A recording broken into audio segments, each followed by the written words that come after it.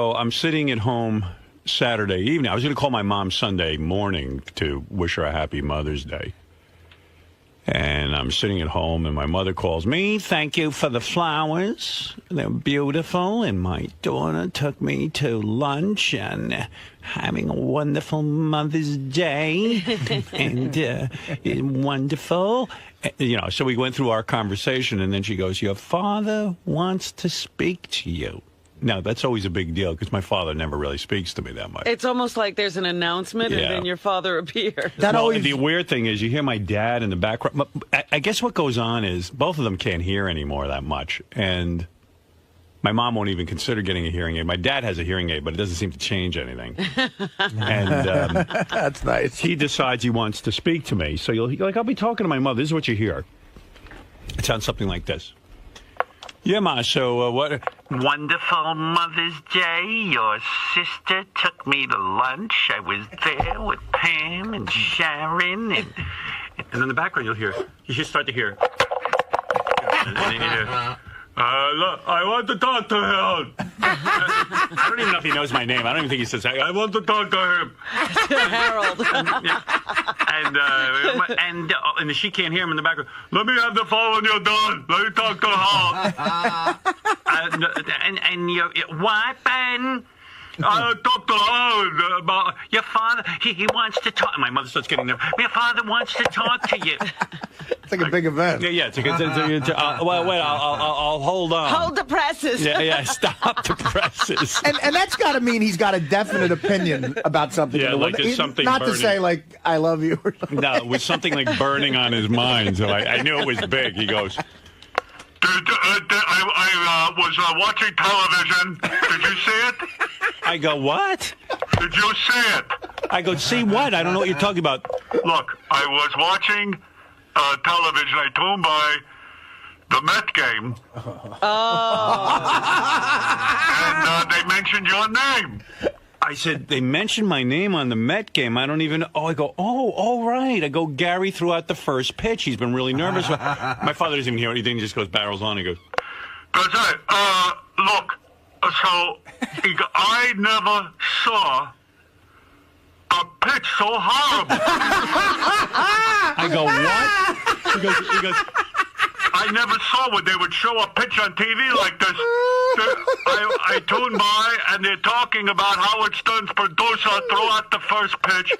He says, you never saw a ball thrown like this. I go, oh, my God, Dad. And my father can't even have a conversation, but I go, oh, my God, do you know Gary was throwing out the first pitch? His worst nightmare is that the pitch would be wild. He goes, wild? I never saw a pitch like this in my life. Now my father's goofing on Gary. And I'm like, oh, my goodness. I said, you don't know how unbelievable this is because this is Gary's worst nightmare. He literally talked himself into his worst nightmare. Yeah. I said, this is his worst nightmare. I mean, I go, you're telling me it was awful? Now I'm getting like full of glee because if it was a good pitch, we'd be done. Yeah, it'd be over. Now I'm smelling the first 2 hours of the show are going to be fantastic because Gary's pitch was, he goes, it was unbelievable. The man is right. So the man is right. I immediately watched it. And, I said, I have it right here. You hold it there. He's like, send it to me. Yeah, right. Like, he wants to remember he couldn't believe it. Well, I watched the pitch. And Beth looks at me and goes, he threw it like a girl. No. So I go, what do you mean? She goes, I guarantee you I can throw better than that. Wow. I guarantee it, too. She goes, my father, we used to go out and throw balls all the time. She's the first time. Her father was such a stickler for sports. I mean, she has two brothers who were both full scholarships for sports. Like Penn State type stuff. Yeah. Penn State, full scholarship for football and basketball at University of Vermont. And, full ride, didn't have to pay for college. And she said, my dad I would cry. He'd make me put on a glove. This is Beth. And she says he would throw balls at me until I would catch it. She said the first ball hit me in the head. Oh. And he made me stand there and keep. And he was like one of those sports dads. Yeah. Like the great Santini. And she said I was always grateful in a weird way because she goes, I could always play any sport and throw a ball. And I said, yeah. I said, I don't know what happened with this guy. She goes, I've never seen a pitch like this. So And he supposedly can throw a pitch, right? so I don't know who told him that. So we're drinking a bottle of wine at the house. You're on that dead end street still, huh? Yeah, I'm still drinking. I'm sorry, Artie. And I got. Hey. I'm moving 2 guys in with me to watch me full time. Why don't you make your own grave over there? Yeah. So anyway, and by the way, when I saw the pitch, I saw Artie was standing right there next to the catcher. Oh, Artie did show up. I showed He up. was down on the field. Oh, I showed up. And I said, "Where were your 2 bodyguards?" One was Joe was right next to me. he was. Look at it. You see me and Joe laugh like we're watching. I got upset. I thought you were on your own. He escaped. No, Joe was with me. Oh, good. Okay. Yeah. All right, because there's a place to score, Shea Stadium, Right. or whatever stadium that's called now. Oh no, City Field. City Field. Believe me, the neighborhood outside City Field is the same as it was outside Shea Stadium. Right. It looks like it's a bunch of chop shops for cars, though. I go, I got to call Gary. I called Gary. I go, oh, what happened? He goes, I'm on my 2nd Scotch bowl. Yeah, he started getting loaded. He was getting loaded. And I had to drinking. leave. It was unbelievable. Really? He was that devastated that now he had to get drunk? He had to needed get drunk. Some fortitude. I go, that was your worst nightmare? He goes, I don't know why I did it. So I didn't want to start busting his balls too bad. Right then, yeah. I watched this pitch. I wrote to Sal and Richard. I said, find that kid who does the animation for us. Kevin Lofton. Yeah, Kevin Lofton. I say, find him. I said, so follow the trajectory of the ball. After it leaves the stadium, where does it ends up in outer space? But you see it, you go with it all when it's orbiting the Earth, the pitch. It's space junk now. I mean, it was unbelievably bad. It was Where a double. did it go? Well, it was a double whammy because, first of all, I wish I would have played catch with Gary because I love Gary to death. But someone's misinforming him. He can't throw. He throws like a chick. Oh, and that's what I would have Beth played. said. I would have played catch with him for 2 seconds and begged him not to do it. I would have said, I said, Get your son out I'll there. teach you how to call in sick or something. You know? I mean, you can't do it because he throws like he didn't play high school ball. But that's why he was nervous, because you're right. He claims he can throw a ball. He can't. He can't throw a ball. No, he can't. I would have known it. John Hine is not his friend because John let him believe he can. Anyone who plays catch with the guy, I said 2 pitches, I could have figured out he can't throw a ball. Did the umpire actually catch the ball, or did he He just go get He it. had to go get it.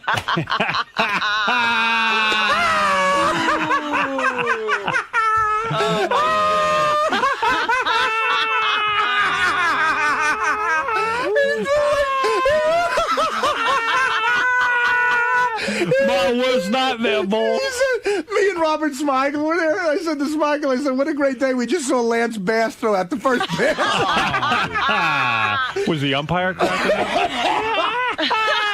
The whole stadium was laughing. So I said to Gary when I called him, I go, what did Artie say? He goes, oh, Artie just, hit me on the back, and he basically said, better luck next time or something. So you were like saving it up for everyone. You know what? Here this morning, nobody would talk to Gary. Like Will wouldn't talk to him. No one, because Gary says to me, oh my God. He goes, do you notice no one's talking to me? I go, Gary, they're all waiting and saving it for the air.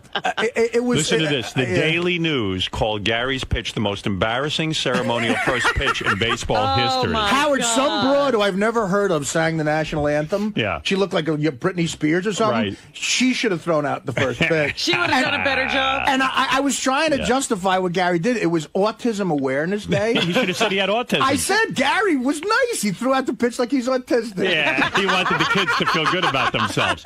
Will, it was obvious you weren't even talking to Well, him. it was great. I brought my whole family, went out to the game on Saturday. All Philly fans, I by just the wanted way. to see him throw that pitch. And by the way, we should mention, because it was Autism Day, Gary had brought in about 100 listeners to watch him throw the first pitch. Jeez. Lucas is such a sweet kid. Right. He came up to me before the pitch, and said to me, Artie, I love my dad, but if he screws up, you got to make fun of him. That's what he said to me. Right. After the pitch, he saw how sad his father was. And the sweetest thing happened in the suite we had. He came back up to me and, like, dead serious, he goes, please don't be too hard on my father. So I promised him, but Lucas, you're learning something about life right now. I have a job. I got to do it. I'm making money. You made a deal with a drug addict, Lucas. They don't tell you the truth. This is the way it usually goes with them. But he should have let Jackson throw it out. Because Jackson even said to me, you could tell he's a good athlete, and he said, I want to throw it out. I would love to. Like, he was ready to go. You know? And by the way, Sal is in the hallway for the TV cameras mimicking Gary's first pitch before we get to Will. What's he throwing, like Sal? Let's see. There. Oh, there it is. He's got the Gary mask on.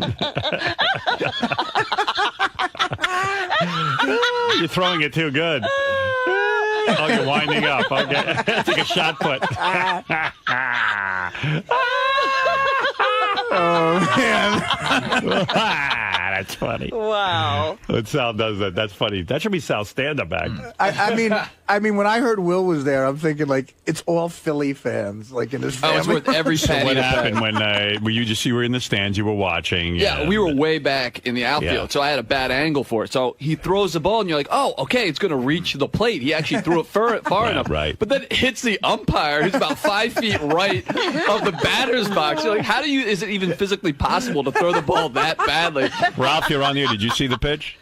I thought Star Trek was good. Better. He threw like a Star Trek fan. How do you? I don't understand. Like, how did it? Like, it wasn't even close. Yeah. Yeah, I mean, with all that, first of all, and then He Gary. had a pitching coach. That's nothing. You don't even know the half of it. When I spoke to Gary and he was drinking scotch on Saturday night after this fiasco, I said, "What's going on?" He goes, he had hired a psychologist Oh, Get out of here. to work through it with him. Fire that guy. He hired a guy to do 100 pitches with him, a pitching coach. And Gary goes, I don't know. I threw 95 of those pitches perfectly, and then 5 of them went bad, and now I'm focused on the 5 that went bad. So then he hired the psychologist to work get through that with out him. of his head. He should have had the psychologist throw out the pitch. But what you're telling me, Artie, is Gary doesn't know how to throw. He should have had the psychologist. He doesn't. I'm telling you, I could tell. I played baseball for a long time. Right. And I played like hardball. I played in a fast pitch league for a while. And I know what it's like. You play catch with a guy, you could tell, okay, this guy knows how to throw a ball. Right. And I'm telling you, if I played catch with Gary, I could have told him, don't do it, man. Was Gary's worse than Chris Rock? Yes. I think it was the worst pitch in the history. I mean, the Met players and fans, everybody around in the suite. I mean, the autistic kids were going, "Wow!" Sebastian Bach was there. Yeah. First of all, the Sebastian Bach had the line of the day. What do you say? Sebastian Bach sang 3 songs before the game, and no one was listening to him. Right. Well, I thought he sounded pretty good. Right. And afterwards, we see him, and he's like one of those, dude, what's up? Yeah, he's a heavy metal guy. Yeah, right, heavy metal guy. Yeah. The lead singer of Skid Row in the 80s. But Yeah. he goes, all I know is Gary threw worse than I sang. That's the ultimate insult. Thank God for Gary is what he's saying. There was like, we all He threw worse than I sang. we all took a picture. Do you know the Daily News? I mean, for the Daily News newspaper to say, Comment even on a picture. I mean, to say it's the single most embarrassing moment in the history of first pitches. In Yeah. the history of the Mets, you know what how is many that, embarrassing moments the Mets have? He could Here have it done is. worse. Gary Dell'Abate, we all know him as Baba Booey from the Howard Stern Show, delivered what has to be the most embarrassing ceremonial first pitch in baseball history Saturday. He had been talking for weeks on the Stern Show about doing this, and Saturday he finally got his shot. The video is below, pretty bad. He may actually be better than Perez and Green combined. If you look closer, you can see Stern sidekick Artie Lange, a Met hater, to the far left during the pitch. In all seriousness, Dell'Abate, a Mets fan, was at Citi Field, the Celebrity Gifts for Autism Awareness Day, which is a great cause, one that's dear to my heart. Good job, Gary, on that. But single but don't most... pitch. Yeah, I don't think they're going to remember why he was there. That was from the Daily News, Howard? Daily News. Oh, my God. Yeah, let me check that. You see, Yeah, Daily News. I love... Seriously, I think I'm absolutely sure I could do better. Well, actually, Ralph, after that pitch, you should worry about your job. I think Gary should be picking out Howard's clothes.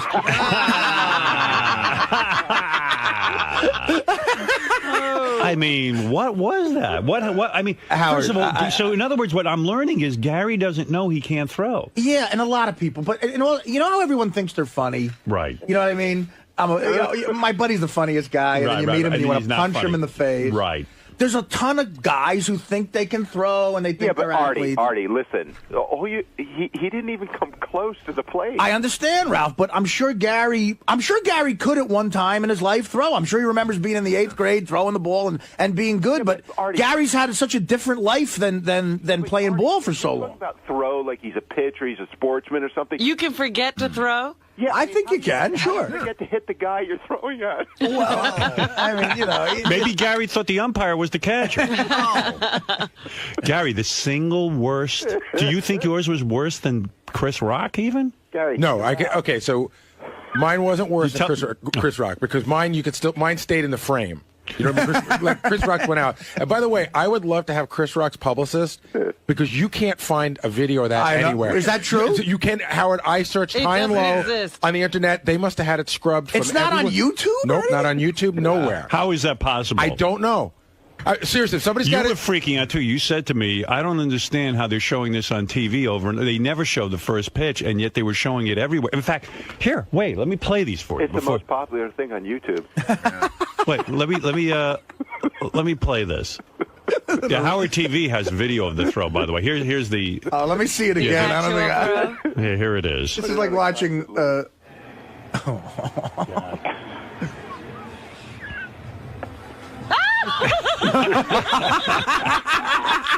Why did you do this? Well, first of all, there's a couple of things going on. I'll let you. What happened? I swear to God, I can throw, and I swear to God that the way that looks like I can't throw. Okay. And I'll tell you what's going on. No, I'm gonna tell you. Explain it. I'll explain it to you as best I can. Like, do you know right away that was the after you released it? When do you realize this is going horribly wrong? So here's a few things that are going on. I can throw better than that. I promise you. Right. So I'm standing on the side. Yeah, but that doesn't count. No, I got you. I knew it was one pitch. So I'm standing on the side, and I've got like 8 minutes before I have to go out there. I'm just getting more and more nervous, nervous. I start to do that thing that I do. You know Lick how your lips? No, dry heave. Oh, Dry I heave. didn't even know you did that. Like when I get really nervous, I start to cough like I'm going to throw up. Oh. Gee, I didn't even know about that disgusting. Oh, you didn't? Yeah. I thought you meant licking your lips and teeth. No. I start to get the dry heaves. I've been given so much advice from so many different people. Some people say, just go out and throw it. Don't what pitch. kind of advice are they giving Some people say, just go out and throw it and don't pitch. And some people say, go and pitch. And what that was a bad combination of me saying I'll pitch and at the last minute go, no, I'll just throw it. You know what I mean? It was a bad combination of gay guy and chick. Right. Listen, I can't. Did Artie bust your balls there, or you saved it for now? They saved it for now. Yeah, right. That was smart. I'm an 8-year veteran on the show now. I know what to do. Why waste your time there? No one can hear it. I asked Smigel to call me with any joke he had. How bad? So once you release the ball, and you see the umpire trying to chase it down. What are you thinking at this point? I'm thinking this is what I was afraid of. This was it. This Right. was all of it put together, the worst of the worst. I mean, you start thinking of all the things you don't want to do. You don't want to throw it over the head. You don't want to bounce it. I mean, for my father to call me. No, your father was the least who called me. Oh, my God. Who called you? Well, it's always funny who wants to be the first to give you bad news. Yeah, I was pretty much the first one on your face. I got a lot of texts. Like, The first person to give you bad news is your arm. Right. A lot of people were texting me. Yeah. I got about a dozen texts from Booker. It started with, "Hey, heard it didn't go well. Hey, that's okay. I did it once," and then around the 8th or 9th one, it's about 6:30 at night. I'm drinking, and it just goes, "Dude, you're on the news." That's what the text says. Yeah. Wait, who sent you that? Booker. Oh, Booker. Hey, at least you made the news, man. Yeah, that's Yeah. true. Yeah, if you had thrown out a perfect pitch, it would have been over. I didn't think it was going to be this bad. Once I saw how bad it was, I thought. I thought. Listen, here's what happened. This is Star Wars big. Here's what happened. So here's what happened. So it's a bad pitch. We all know it's a bad pitch. I'm bummed out, but still, in my mind, it's within the Howard Stern universe. Right. Meaning, you come to work on Monday, you guys make fun of me, we show it, we put it on the TV show, and everybody sees it. Jeff Claro might yell at you. Yeah, all right. So and the listeners are there, but listen, the place only holds 40,000. You know what I mean? So what happens is during the game, this guy Kevin Burkhardt is a really nice guy. He interviews me during the game, and then they show it. When they show it, my heart just stopped because then I realized now it's been taken out of the Howard Stern universe. It's on everywhere. And sent to the world. Right. And then like yesterday before the game, Jackson puts the game on every day. And before the game, that mayor of Cincinnati that threw like the worst pitch ever? I turn on the game, it's 12:59, and I see they're doing a side-by-side. Oh, my God. I'm not kidding. But here's the worst. Here's the worst part of the whole This is thing. one of the worst catastrophes I've ever seen. And they say it's close. Wouldn't it be cool if Major League Baseball started to use this clip like in an opening montage for every single game? Like it became like a wide world of sports kind of thing. So they decided that as bad as mine was, it's pretty bad, but not quite as bad as the mayor of Cincinnati, but it's very close. Right. So I realize now that for all eternity, I'm the second worst pitch. The You're worst linked pitch to in him. New York, the second worst pitch, and I'm linked to the mayor of Cincinnati. This might make Jackson a Yankee fan. While all of this is going on, the whole weekend, like leading up to this, Mary's like getting mad at me, even like the couple of days before the game. Because you're stressed out. I'm stressed out. I'm ruining everything, and because Beth said to me, "How will Mary be about this?" I said, "Mary's a real ball buster. She's not going to sit and give him any compassion." No, so He shouldn't. I mean, this is ridiculous. So it's the whole thing. He embarrassed the whole family. Have Mary and your sons been relocated yet? Aren't they in the witness protection program? So, all right, here's your new name. So we get home on Saturday, and I'm really bummed out. Mary's like, God, like I've been putting up with this for 2 weeks. Is this going to go on now? And I'm like, you're a woman. You do not understand what this means. And she goes, you're a woman too. So yesterday, how do you understand what it means? So yesterday at 1 o'clock after this thing is on TV, Right. Wow. I just hang my head and I go in my office and I'm in there, and she just comes in and she goes, "So you're gonna ruin Mother's Day?" She goes, "This is what it's gonna be." She goes, "This is my day, and now it's all about you." Oh my God! Hey, this is sweet. Gary's kids are on the phone. They want to make him feel better. Hey, Gary's kids. Oh, that's mean. Kids. What do you think of your dad? All right, they can't stop. That sounds like Jake and Chubba from Queens. Howard, here's how you know it's really, really bad. I get a text. I'm going to pick up my mother to bring her home for Mother's Day. I get a text on my phone, and it says, "Sorry about the first pitch. How are you doing?" And you know how people text you and you don't know who it is? Right. Yeah. So I go, "Who sent this?" Because they should put their name on it. So what I usually do is I hit the button to dial it, and then I usually get the person's voicemail. It was the owner of the Mets. Oh, my It was God. Jeff Wilpon. You're kidding me. I sort of know him. Oh, But he's just like, he wanted to see how I was doing. Wow. Oh, wow. By the way, they announced the game in Spanish. You could even hear during Gary's first pitch they reference it. Pero primero, aquí está Gary Dell'Abate del Howard Stern Show para tirar la primera pelota del juego. Please welcome Gary Dell'Abate. También lo conoces como Baba Booey. Y ahí va. A la puchica, este pendejo Monkey Boy no puede tirar para nada. Quizás con ese gran peso de su tooth and gums enorme, su balance ya está todo chiflado. Los otros jugadores ya casi están cayendo por el ass breath que tiene este hombre. Ahí va ese Neanderthal jungle creature, ¿oímos? Todo el mundo. Y ya vamos a regresar después de este comercial. Oh, my God. What do you got there, Jason? An article from Newsday.com. Oh, What does Newsday say? Let's see. Howard Stern's longtime producer, Gary Dell'Abate, is infamously known as Baba Booey. The history of the nickname comes from a mistake Dell'Abate made in the studio many years ago. Saturday, Baba Booey messed up again, big time. Watch it. Then they have the tape on the Newsday.com. Oh, they direct you to that. Huh? Yeah. They're driving people to the website with it. And then guys write comments underneath it, Oh, and it's my like, God. "Ouch, Gary. This pitch just makes me cringe.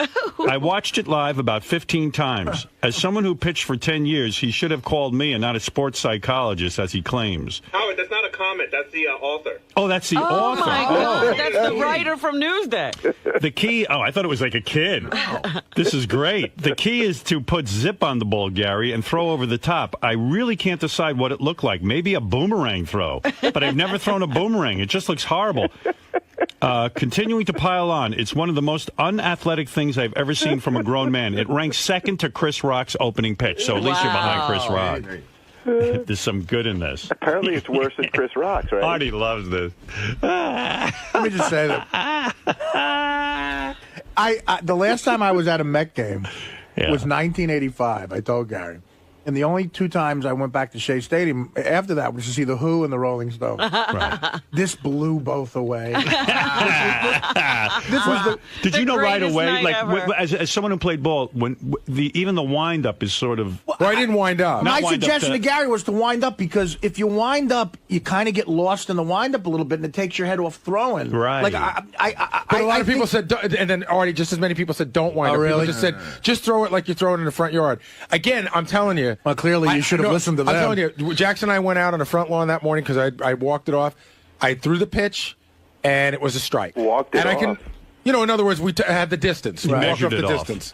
Fag. You spent. Here's the problem, Gary. You spent way too much time thinking about that. That's right. Well, That's can I right. say something? But I first also of all, am- why put yourself in that position? In other words, I don't even think I've thrown a hard ball in my life. I don't know, maybe 10 times. You do better, though. I'm sure. I think I would, because I've thrown balls and they. Well, you're the type of person who the type A would kick into, where you'd obsess. You'd make sure you could do it, otherwise you wouldn't do it. Of course. Right. In other words, why did you, Gary? You can't throw a ball. I've never seen. I that's swear a to God I girly can, and I throw. swear to God I throw a ball every day. When you, I don't know what you call this. When you go like this. but I decided that's, to do- That's how that's like a girl throws. I Like decided to do 10 things at once. It looked like you were in Wow. the Go-Go's. Yeah. Listen, I won't deny Gary, for a second how bad it looks, and I Yeah, but I The can do. gayest I can part throw. is the way you threw it. I know, You but went- that's because I tried.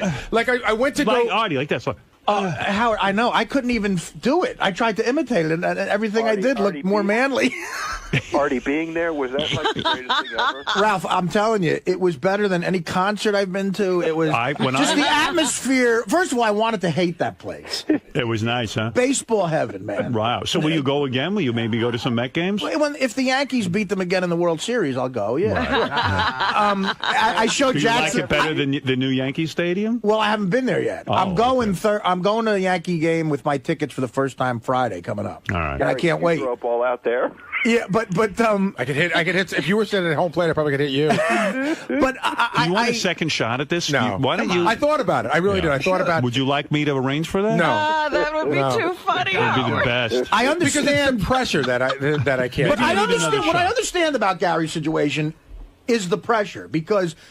Look, I've thrown a baseball a million times, and I threw out the first pitch at a Newark Bears Why would game, he which isn't have- even close to being as devastatingly pressure-packed as this. It's a lot of pressure. But this is his worst thing. In other words, he couldn't have thrown it worse. In other words, let's Right. say he had missed. Let's say he didn't get a strike. Let's say it It dribbled or something. or maybe at he the didn't even catcher's reach feet. home plate. Yeah. At least this was his worst nightmare. I mean, it couldn't have been worse than And that. It was a telegraphed self-fulfilling prophecy. That ball Yeah. is somewhere on the moon right It's like now. the greatest episode It of does. Seinfeld It looks ever. like an air ball. Do they, Like, do what they was give he? you? Do they give you the ball afterwards? yeah, I have it. Oh, did you throw it out? No, it's at my house. I mean, Yeah, you don't want to maybe be reminded. The ball is defective. Why would you do. keep that? You know should what, get rid- Garrett? throw it No, in the garbage. You should keep it and have have Lance Bass sign it or something. Yeah, that's funny. Like have every all of gay it. guy. All of NSYNC sign it. Have it analyzed. Good bitch, Joey Fatone. Poor Gary. Gary's standing here while Artie and I are laughing. And Robin's laughing. But you know what? It's, And you don't even know what to do with I yourself. mean, this is you expected this. expected. Can I just say, for people who haven't seen it, it with the camera, when the camera's on it, he throws it off camera. No, I know. Hook Nose Mike is on the air. I haven't spoken to him in a while. Hook Nose, hi. Morning, Howard. You hook nose, you bastard. Listen, Gary, you have to let Howard set it up again. You got to redeem yourself. I think in a way you do. do. Yeah, good. That's good I don't advice, Hook. No. No, but Gary really needs to go out there and throw the pitch. Listen, You properly. need to get this one behind you. Garrett, do me a favor. Can we play catch one day? Yeah. And and then I'm going to come back and I'm going to say if Gary should do it again. I'm going to be brutally honest. Yeah. All right. All right. But Hey, based Howard, on what you saw, Howard film Artie having a catch with yeah, Gary, we'll too. film it. But Artie, based on what you saw, Right. I mean, Gary gives you this thing. He was winding up, but also doing something else. 10 different throws. Right. The fact of the matter is, he can't throw, and he doesn't know it. And he's one of those guys, like you say, who thinks they're funny, and they're not. Right. And you saw absolutely no indication that he can throw. Major League pitchers are calling Gary and saying it was the worst thing they've ever seen. I mean, The guy from the Daily News the is owner of saying the it. Mets, the Daily News. Oh my God! I mean, My you know what, father, Gary, really is. my the father best. hasn't called me in 10 years. Hello? My father you know goes. what? My father's like, did you see that pitch? I go, yeah, Dad. He goes, well, what kind of pitch was that? He goes, well, it was unbelievable. Yeah, we got to call my dad. Guys get angry about that because I get off the plane yesterday and the guy who meets me at the plane says, Gary sucks. Well, Gary is a guy's guy. Like Gary what? knows sports. You can talk to sports, so you think it's going to be better. Yeah. This is a disaster. How do I leave the house? Ralph, at the end of the day, it's hugely embarrassing. I still produce a major radio show. He lives that in has nothing to do with Connecticut. There's throwing a no ball. fruits up there. Gary, all that considered, you can't throw a ball. Okay, fine. You can't get a job. Yeah, I have a job. No, you don't. And I can throw a ball better than you. That I would like to see. That I promise you. I'll bet you $1,000 I could throw a ball better than you. I'll tell you what, Ralph, because you're such a big mouth. Yeah. Why don't you go and throw out the first pitch at Citi Field? Sure, why not? But, I mean, sure because I could do better than they're not you. looking for him. No, but I'm saying, he thinks he could throw it better, but but he doesn't care about the pressure because he's half a fag anyway. But Gary, Do I have to he wear probably a can jersey throw like it better because he's good. Anyone could outdo that pitch, probably. Well, not anyone. I like the chick who goes, and Gary Baba blew it. Oh my God! I like when they call him Gary Dell'Abate. I know, but they all get Baba Booey correct. Yeah, that they get. First of all, blew it. if you put it on a scale, When a chick says he Baba blew Yeah. it. yeah, Chris Rock grew up, I think, in a project in Bed-Stuy. Right. He probably never played There Little wasn't League. a field anywhere near him. Exactly. Yeah. You know what I mean? And his father probably left him at an early age. I or don't something. know No, if he's Rock. from his father was there. Oh, really? Yeah, but Black guy and his father was there? Okay. according to the show, everyone hates Chris. He's got a dad. I don't know, but he grew up in Bed-Stuy. I know, so there's he probably didn't spend a lot of time playing ball. Yeah. So you gotta give Rock that a little bit. You know, Gary actually played. Gary's is probably worse than Chris is on But, that level. I mean, all the preparation. Yeah. Right. Yeah. Doug Goodstein from Howard TV. We have multiple angles of this, so we just analyzed a side angle of Gary, and in mid-pitch, you'll see he licks his lips, too. By the way, how do you have multiple angles of this? Because you were allowed to shoot this, we're right? doing a real licensing deal with Major League Baseball. Yeah, Doug sends not like before you the roll stolen footage. Yeah, Doug sends me a note this morning. Tell everyone not to watch YouTube.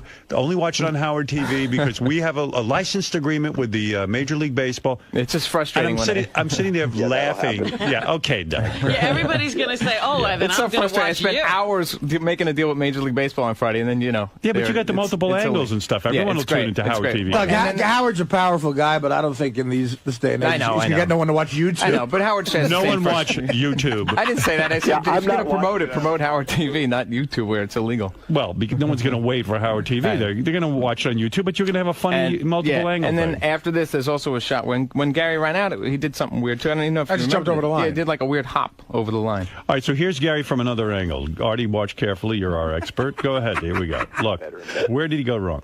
Ooh, right there. Yeah. See, even I know, and I'm not an expert. Oh, But look you at don't- his face. Oh. It looks like he was aiming for the stands. There's a beaten man. You look like a beaten man. Are any Met players laughing in the background? Well, that's another thing. So I got a buddy who works for Rawlings, and he knows all the players. So the whole time he's emailing me like, "Good luck with the pitch. How did it go?" And he sent me back a note. This is probably the most stinging one of all. I got reports from all the players. It's worse than you imagine. Oh my God! So that means like the players are like, now it's like the inside joke of the clubhouse. Yeah. I know how much this matters to Gary. And it would That's what matter to me too, guy. Yeah. I mean, what I would say in my head was just don't look like a chick. Right. You know what I mean? Like, just Throw it I well. would throw it as hard as I could, and if it went wild, I would go, look, a lot of major league pitchers throw wild too. Absolutely. But just don't look like a broad. I don't know. You know, it's a lot of pressure. Artie, be honest. You wouldn't have thrown a ball like that. No, of course he would. It's physically impossible. Here's that little you hop. couldn't look like that. I don't think so. Here's the Gary hop. Well, that's superstition. That's a lot of players do that. managers do that. He too. should have stepped all over that line. Yeah, Well- I don't know why you cared about superstition. And I just want to point out one thing. Not that it matters much, but I didn't hire a sports psychiatrist. The guy, Fred, the guy emailed Fred and whatever. That I called, but I didn't hire him. I didn't pay him. You met with him though. No. He gave me his phone number, and I talked to him on the way home one day. Yeah. Yay. He was a big help. How are you a little league coach? Do you teach the kids how to throw? Oh my God! How can he go back? Well, Yeah. literally, chicks do? play. Well, no, by the time I get them, they know how to throw, so I'm not teaching them how to throw. I'm teaching them where to throw. Listen, I pitch batting practice. I'm telling you, I can do better than that. Right. Batting practice. You know what's the greatest Batting thing? practice for who? For the guys in the dugout? What is that, Ralph? Gary has like a jersey, like a baseball jersey on too. Yeah, No, it's a T-shirt, Ralph. They gave him a Met shirt that said Baba Boo. Why number 9, by the way? You know, I don't know. The guy handed it to me. I have no idea what the number meant. So, Gary, someone told me that your attitude with this pitch is that you're going to embrace it fully and just start living like a woman. You're going to start. Really? Who told you that? That's what someone told me. Like you're going to get you the, I'm gonna the put on a dress. operation. Changing stuff. his name. Yeah. That's who you should get to sign the ball, Siobhan. Dominic, you're on the air. Well, two things. First thing, I had to go to criminal court Sunday morning. A businessman got into a fight with his girlfriend, beat her up. I go all the way in the back where everyone's locked up and all these people are in there. And I go up to my client, and here he is, never in trouble in his life. He says, first thing he says to me is, did you see that pitch? Is that true? Is there any chance that that's true, There's Howard? no way that's true. Dominic is so... Guys in jail. Can I tell you, walking in the streets, people are yelling it out? To you? Just yelling it out, of course. It's incredible. No. The pitch heard round the world. All right. Thank you, Dominic. Should be yelling, why don't you get married for a 5th time? Yeah. Yeah, I'm not sure which is more embarrassing. You're dating your ex-wife? Speaking of Dominic, Gary would have done better if he just ran up to the umpire and hit him with a plate of pasta. Wolfie, go ahead. Hey, Howard. I'm not one to usually be negative, but I've seen better arms on a snake. It reminded me of a little kid. They just wind up and throw, and they're 2 feet away from you, and the ball just completely jumps to the side. And I was actually rooting for the guy because his kids were there. You know what did Gary in? I'll tell you what did Gary in, Wolfie. The pitch itself was not televised originally. You went out and did the first pitch. They don't televise that. Well, they wouldn't televise this one either. Right. What happened the pitch was in general is not televised. you were interviewed during the game, and that's what did you in. They did the replay. That's what I'm saying. That was in the body. That's when it was taken out of the Howard Stern universe and brought to the whole world. That's what did me in. Brett, go ahead. You're on the air. Hey, Gary. I just want to know which is more embarrassing to look at, your pitch or your boo-hoo, I miss you video. Oh, the love video. Oh. Which is worse to you in terms of, like, the show and taking abuse? So it's hard to tell. This one's too new. Right. Like, I need a couple of weeks to go by, but I guess they're probably pretty equal. By a mile. Ralph, I was just talking. This is really embarrassing, Gary. The only thing that sucks about this for Gary is he can't sell you the video. That's right. It happened already. Yeah. A freebie. Yeah, that love video was pretty bad, but this is way worse. Gary says the pitch is worse. I would think the love video would be worse. I said I haven't decided yet. How did you do? You did interviews after that? Like, how did you just not run out of there? Because I had an obligation to the Autism Society, et cetera, et cetera. Since the pitch, have you had sex with Mary yet? I bet you haven't even had sex. No, but that's not any. Do you feel like less? Anything, like, I mean, if it was a strike, I don't think we would have had sex. You can't possibly get it up to a woman after that. Wow. Right? Oh, God. Yeah, that's right, Ralph. I can't. Ralph is so astute. Well, let's go to Mr. Warmth. Hi. I want to thank Gary as a member of the Stern Fan Network for giving us a wonderful weekend. Thank you, Gary. Did you have a big weekend of comedy, Mr. Warmth? Oh, yes. The comedy gods were smiling down. I have a feeling like most of the people in the stands probably thought Gary was an autistic kid. Yeah. And he would have gotten away with it. Like they were like, hey, that's a pretty good pitch for an autistic Let's kid. hear it for Skippy. Yeah. But then I think once they went on TV and outed him as Gary from the Howard Stern He's show. not autistic? Let's hear it for Belinda Carlisle. That'd be funny if he'd gone out dressed up in a dress the next time. Like if they let him go out again. Throwing out the first pitch and talking about it later on her Twitter, Paris Hilton.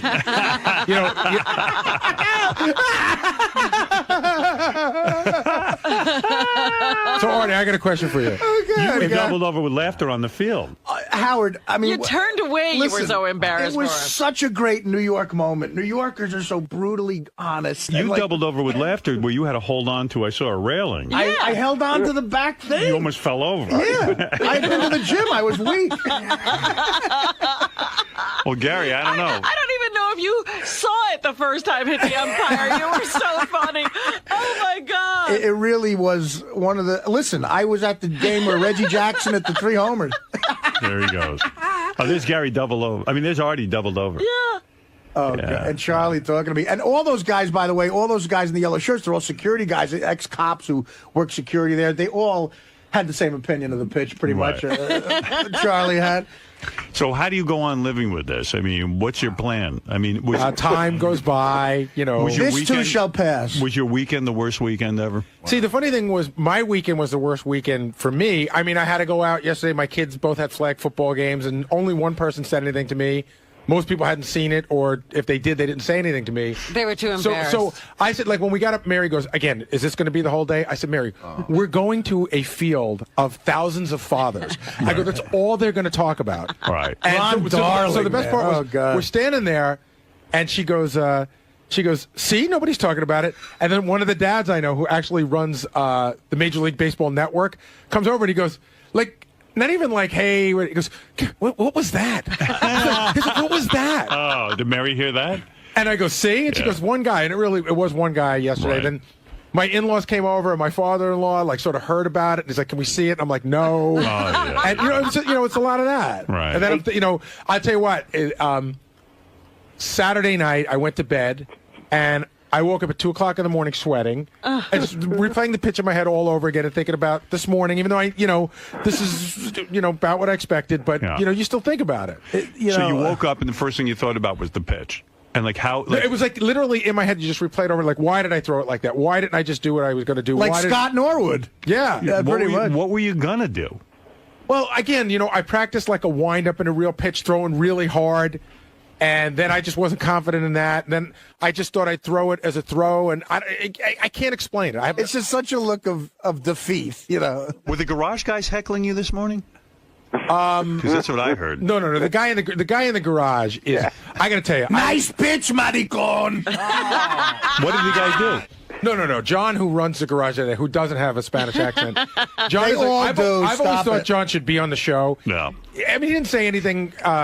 He just made a joke about it, but he would, he would never let anybody off the hook for anything. Of course So, like, not. that was the first thing. Driving in, I go, I wonder what John has to say. Right. And then he actually didn't say much. He just, like, I think he said something like, missed the plate, huh? Yeah. I wondered how you were going to set this up today. It's so perfect that your father called you. Oh, like, that my was God. a perfect way for this to Hello, start. Howard. Oh, but it was unbelievable. But here's the question. Will this go away eventually, or is this one of those things that's just always going to be very, very prevalent on the show? Always going to be very prevalent on the show. All right. Howard, do you realize that for everyone from now on who's going to throw out the first pitch, people's advice is going to be, look, whatever you do, don't Dell'Abate that pitch. So I think that's what I I think told. Dell'Abate will become a word. But that's what I told Mary. It'll be That's a verb. When Mary and I were arguing about this, and she's like, "Oh, get over it." I go, "You don't understand. I have now become like a benchmark." Yeah, absolutely. And she's like, "Whatever. You guys are such guys." Jeff the Drunk, you have the last word. Gary, Oh boy. Yes, Jeff. I just want to say I'm very, very sorry to hear. But I didn't expect nothing less of you. I was watching it from my house that happens to be a Volkswagen bus. And I was embarrassed for Gary. While I was waiting for my shipment of government cheese and weed. You could throw better with your bad arm, can't you? I could throw better with no arm. I could have thrown better with my ass. Gary, where'd this pitch all go wrong? When I said I would do it, it's just right from the beginning. Right from the beginning, I started, talking myself out of it, and and now it's there forever. It's the worst thing that I could have ever imagined. I really don't throw like that. I'll go. Maybe we'll go out for the special, and I'll go and throw a couple of pitches, and you'll see that I don't throw like that. Now, what was going through your head when you were on the mound? It was like an out of body. Like, my legs were like rubber, my arms were like numb. The last thing I remember was John Maine threw the rosin bag down, and I looked at him and he looked at me, and I thought to myself, like, even that wasn't good, because I'd rather have somebody I didn't know than somebody I know right there. And then I held the ball, I gripped it the way I wanted to grip it, like over the seams. And he said, "It's your pitch," and I threw it, and I just didn't have faith in myself. No, what went wrong with the pitch? Did you think you let it go too early? Yeah, I let it go too early. And I let it go too early, and I didn't throw it with full force. I sort of let it go halfway through the pitch. Now, is there any chance you're going to do this again? No, I'm done. Your pitching days are over? Yeah, they're done.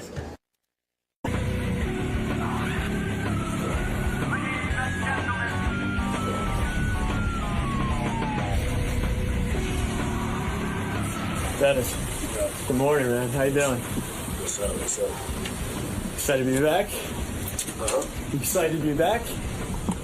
Go back to the show? Yeah, man. I've been in a while. Has been a long time. So, what's right this way? So, what's new, man? What are you gonna be talking about today? I don't even know, but I'm just here. Woke up somewhere in the morning to get here.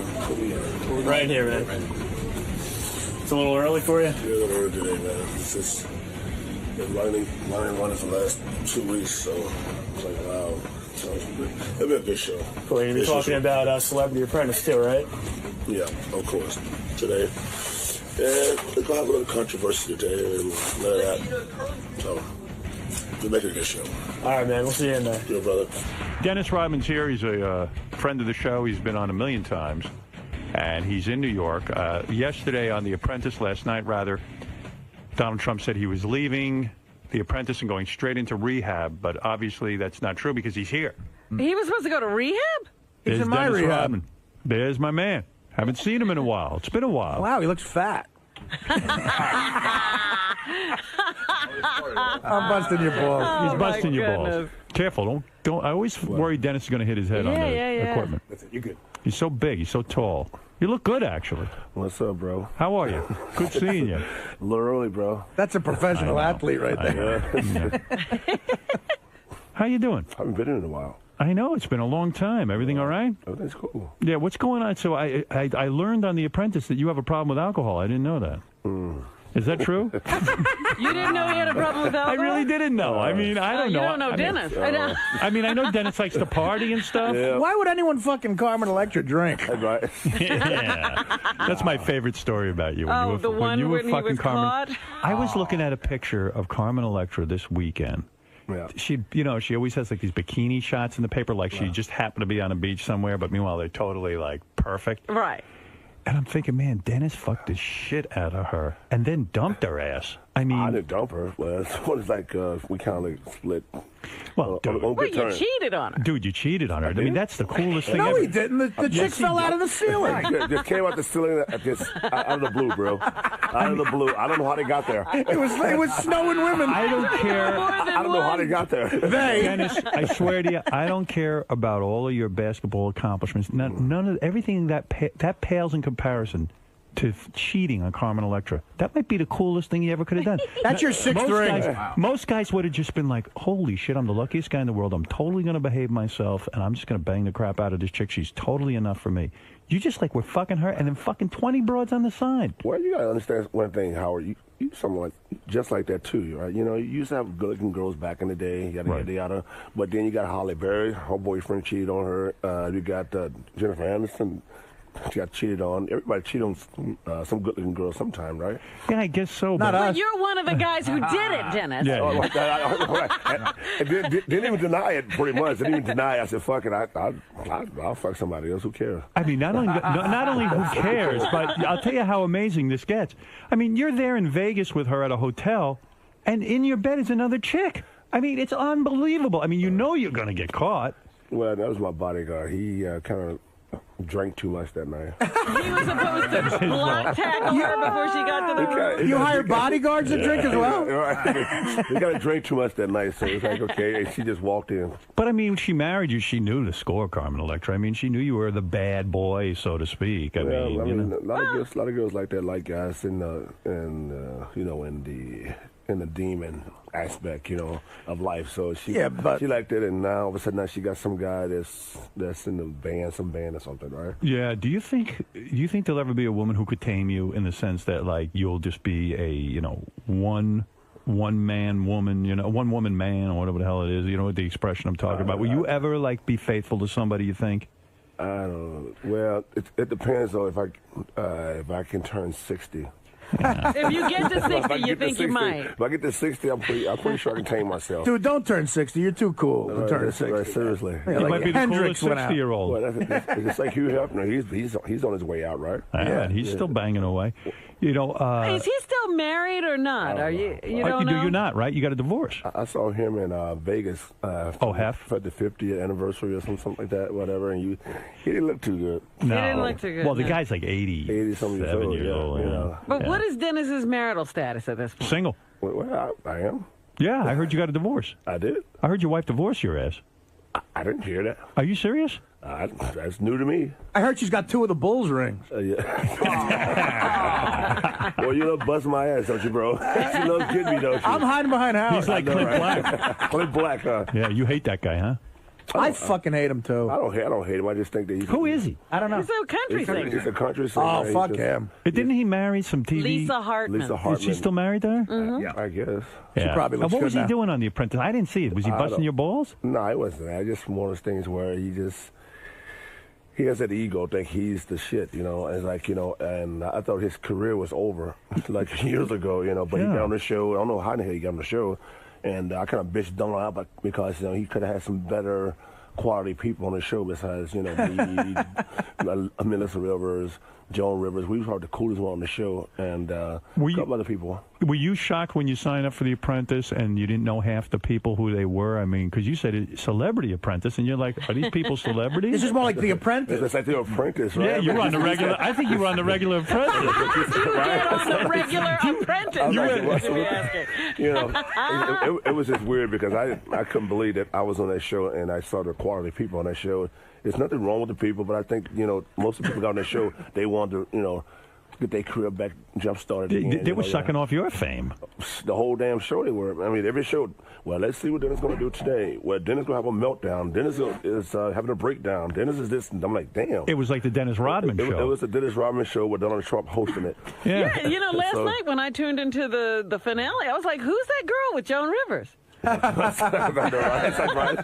poker player? Yeah. The poker player, yeah, she's... Who was on with you? Do you know who was on with you even? Can you name them? No. Clint Black is one. Clint Black, Herschel Did you know Walker. Herschel Walker? The singer, the black guy. Brian McKnight. That guy. I don't even know him. This would have been good if it was 1983. Right. Yeah, Jesse James was on it. Jesse James is a motorcycle, but he's married to Sandra Bullock. Yes. No, Jesse James the bank robber. No, he's dead. I would have watched that. Are you friends with Jesse James? Yeah, we're friends. We've been friends for a long time, back in Long Beach days in California. Yeah, and then he was being a dick to you, huh? Well, he always been a dick to me. I mean, from day one, it's like since I was the biggest star on the show, I mean, they wanted to kick me off the first show. They wanted to get rid of you. They wanted to get rid of me really bad. Thank God Dice was on. Dice. Do you like Dice or no? Dice cool, man. I know his kids very well. They're Jewish. Are they? They're Jewish.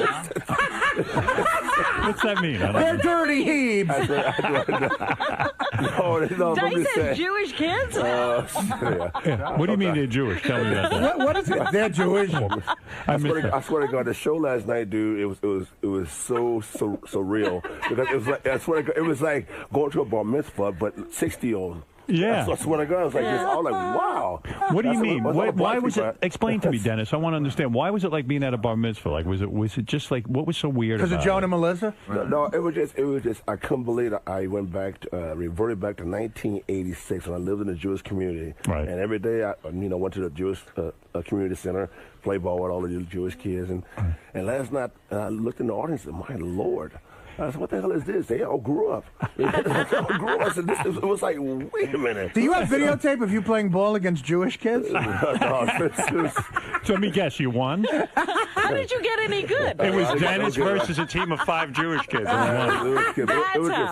It was fun last night, but it was just way too much. After the show, it was more like a photograph session and all it was like a photo op. It was a photo op. I was like, wow, dude, we've been sitting here ever since 4 o'clock in the evening. Now it's 11:30 at night. It's so not your scene. It's not my. That part wasn't my scene, but.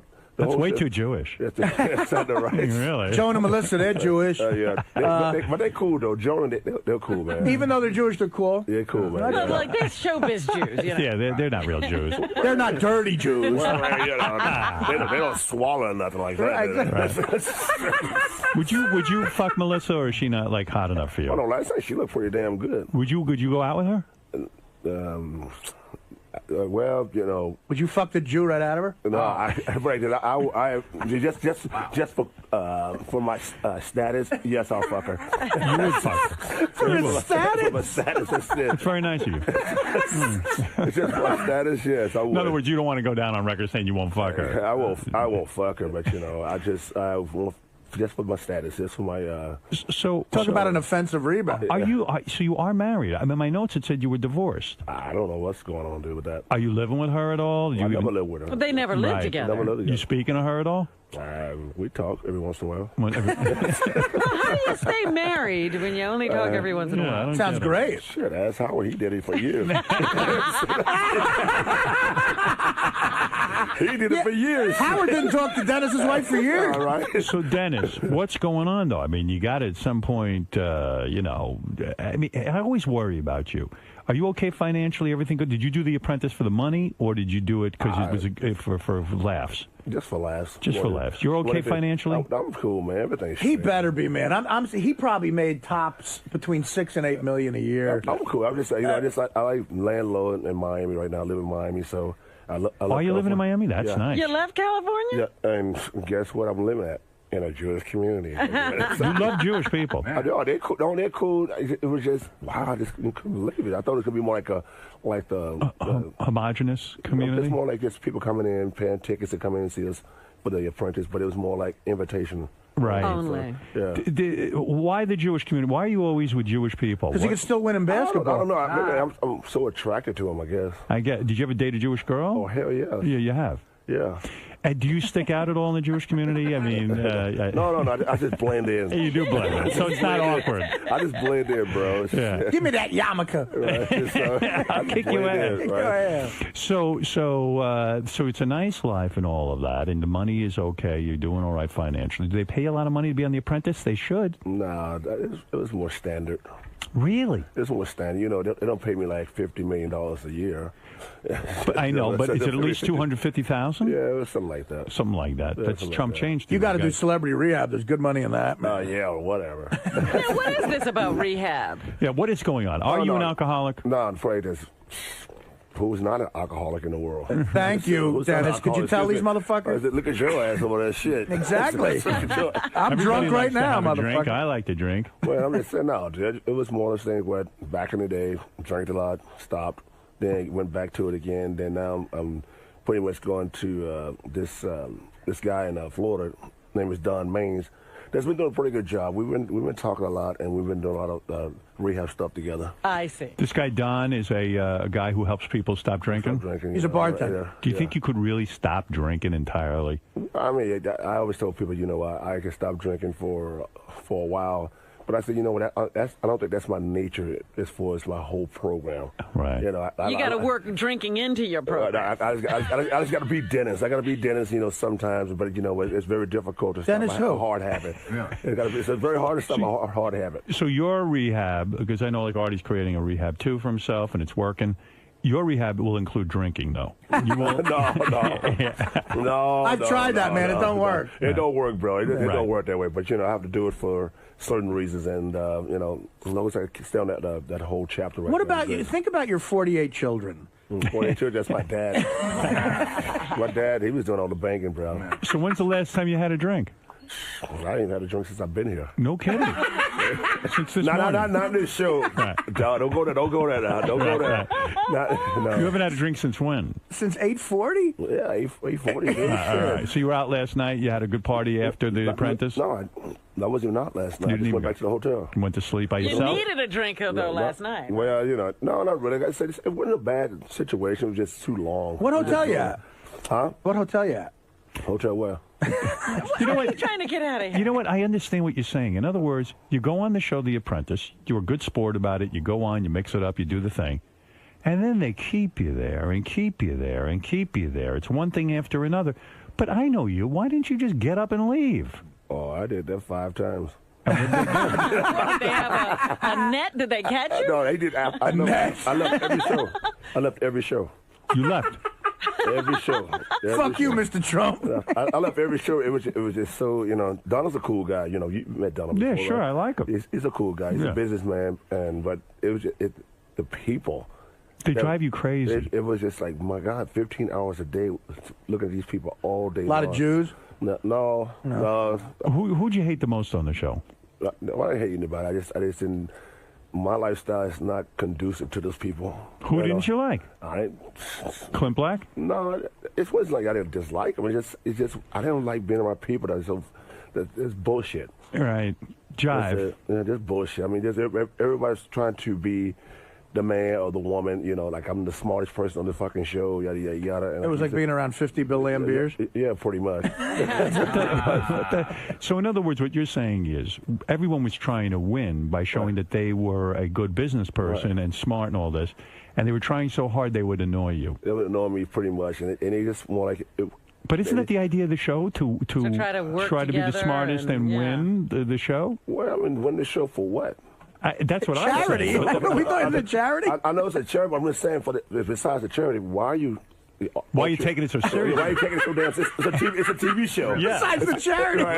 But I guess if you don't take it seriously, then it wouldn't work, Well, I mean, you got to take it, as fun, like your job. It's very fun. Right. You've been on the show for how many years? Like 30 years or something. Like 52, 52 years. 60 years. That's what it feels like. That's what it feels like, bro. Yeah, you know what that's like. But did you get more tattoos? Now they're running up your neck. I don't remember them coming up that high. Yeah, I'm getting tattoos. I went back to get more tattoos. I feel like you're almost completely tattooed, except for your face. Right. What about you? You would never tattoo your face. No, that's Mike Tyson, right? Yeah, I mean, you wouldn't do bullshit. that, right? Mike, why did you tattoo your face? Because it gets me a lot of pussy. Now I don't have to rape bitches. I can just fuck them. I just go up and say, I'm Dennis Rodman, and they fuck my ass. That Donald Trump's a rip-off artist. Oh, man. I fought for that motherfucker in the 80s. He ripped my ass off. So, seriously, you're getting more and more fuck tattoos? out of Michael Spinks. Is your goal to be entirely tattooed all over your body? Well, almost. Yeah. Almost. And what's going on? You see, this is why I worry about your money. Dennis is such a target. He really is. I read this, and tell me if I have it wrong. The report was some girl claimed that you sexually harassed her, like you rubbed up against her or something somewhere. Like, that's believable. And you didn't even show up to court to defend yourself, so you had to give her like $250,000. That's what I read. Is any of that true? No, she claimed that this is how sick and stupid the world's gotten.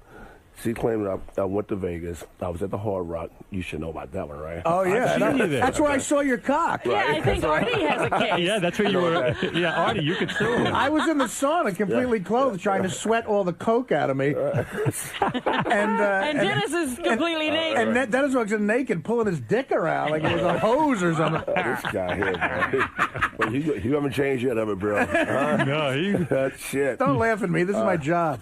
Go ahead. Well, anyway, yeah. But I was in Vegas, and this girl claimed. I mean, you've been to the Hard Rock bar, right?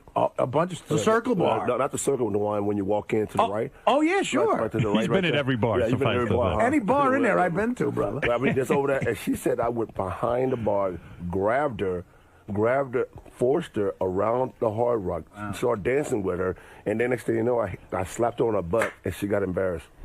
So that's the whole story. I'm like, what? I'm gonna go behind the bar, grab you, walk you around the Hard Rock without security looking at me, and yada yada yada. And then 5 years later, you decided to sue me. So 5 years later. 5 years later. So why didn't Aren't you? there tapes all over those Vegas that's clubs? what I said. I haven't seen one yet. So why didn't you defend yourself? Because no one got any. I didn't get any paperwork. What do you mean? You just had to shell out $250,000, and you never. I didn't say anything. My lawyers are fighting that because they never served me with any papers. Oh, they're fighting it now. Yeah, just never pay the bitch. Fuck her. That's ridiculous. Well, there's two sides to every story, but the fact of the matter is, that's the side right there. I always tell people, can you see anyone going behind the bar? I mean, walk behind the bar without anyone said, Mr. Robin, you can't do this. Well, I could say it. No, Didn't Dennis hit you, Howard? Dennis hit you in Vegas. Well, I have a suit against him right now. But it's ongoing. But I haven't. He's not going to be served any He hasn't seen any papers yet. Right.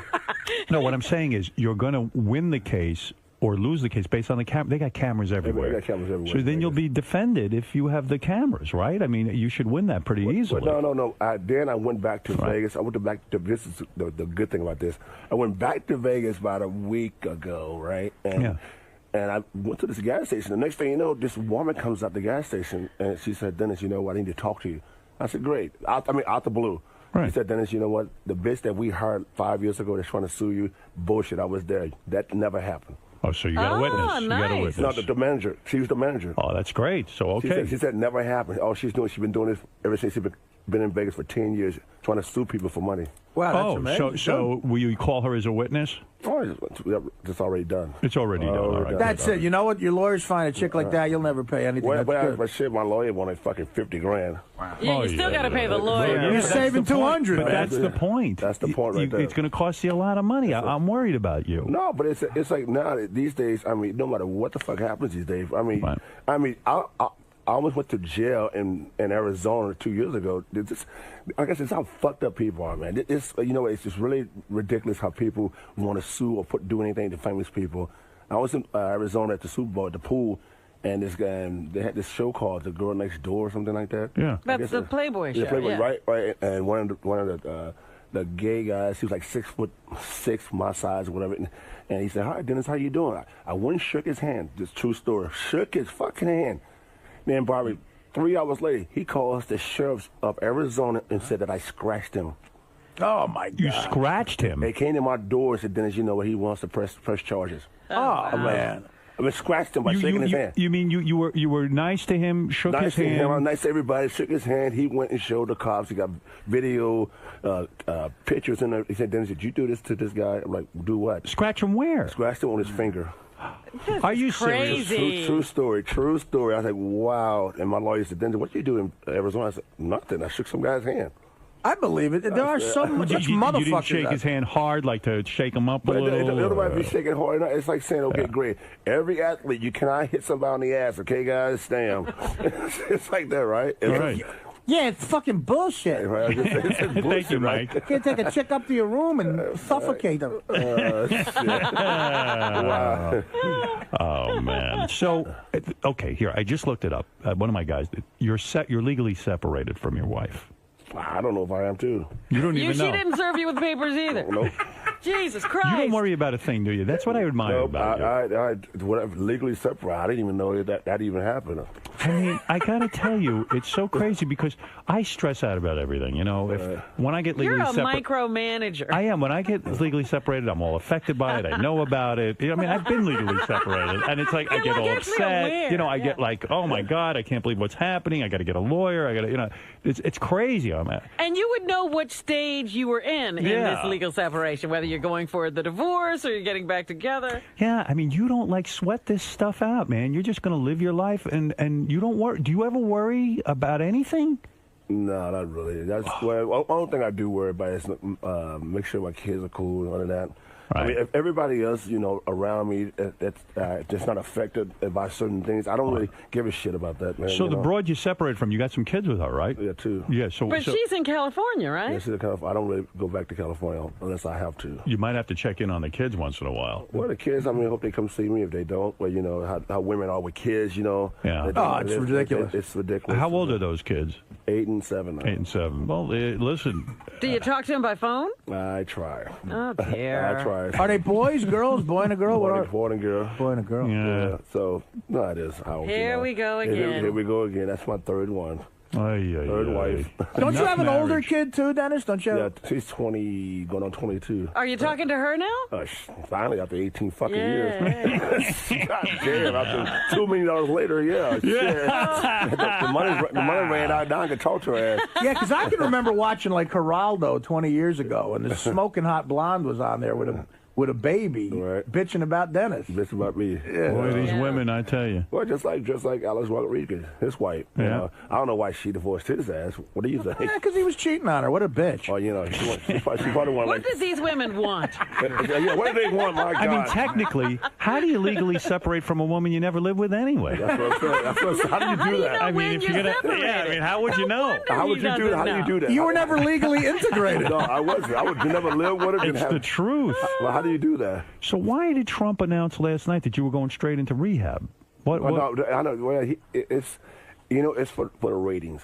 For the ratings. For the ratings, and today I'm going back, like I told you, going back to go back to the classes and stuff like that. Right. And go back to talk to Don and start doing some activities, work with him. So basically, I think that whole thing on the show was blown way out of proportion. But they wanted the ratings. I mean, when that show happened, I did that. I really did that on purpose, and people don't believe that. I said I want to be out the show so bad. So what is the worst thing I can do besides fuck Donald Trump's wife?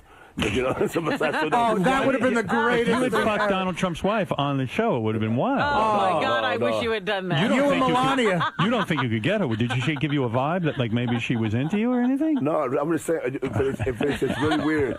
It was just really weird because me and Donald have this weird like connection as far as like he'll say something, I'll say something. But his wife is pretty cool. She's sexy as hell, you know. Yada, and Donald knows how to get girls, you know.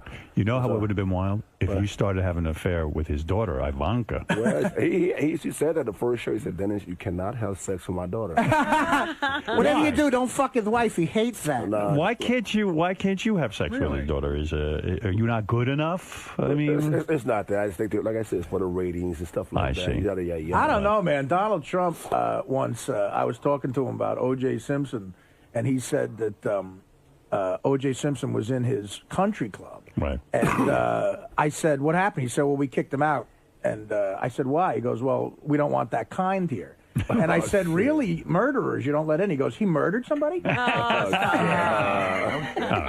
was a joke. That was a joke. But Dennis, so you're not worried about talking to your young kids at all? I mean, you just like, is that something you don't care about either? I really have put that way behind me because you know how I look at where the woman's gonna do what she got to do, and plus I live in Miami, she lives in California, so it's like I've been through down this road before, man. It's just to do any good for me to sit there and try to fight her in court to see my kids. So if she wanted, let me see the kids. Let me see the kids. When did things go bad? Because we saw you two together. You seemed to be on the same page. You seemed to understand very each much other. in love.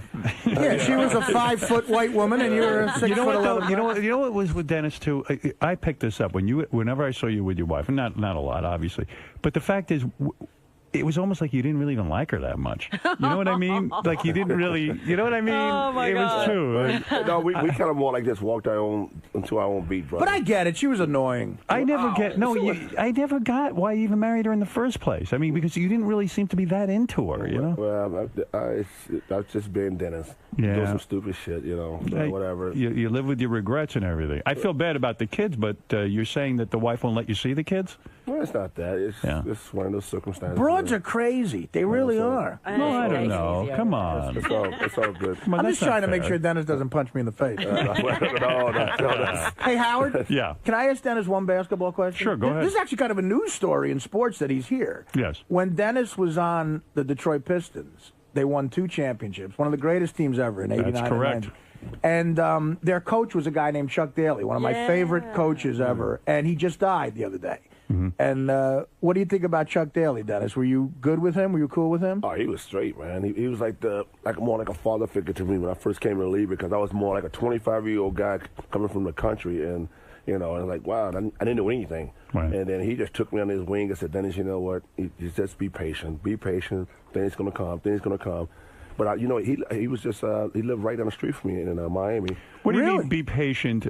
Things are going to come. When you first got there, you were impatient that you weren't starting, or you? No, not necessarily impatient because I was so elusive and live. A wiry kid just running around, yada yada yada. He just said, "Slow down. Things are going to come to you." So he was like really your first mentor in basketball. That really counted. Yeah, it really counted, and it was just sad the fact that I had to go somewhere last week, and he died last week, and it was just. It's just weird, man. It's just like, wow, he's like one of the biggest pioneers of the game. And it's like, he coached one of the best teams probably ever on the planet back in 1992, but the Olympic team. So, the original dream team, he was the coach. Are you saying that you wish you could have gone to the funeral? Well, I wish I could have. I don't think it's the funeral this week.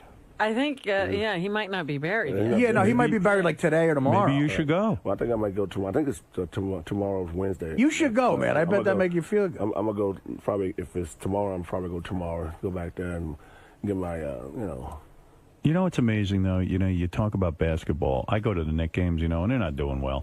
But I love going anyway. I love the Knicks.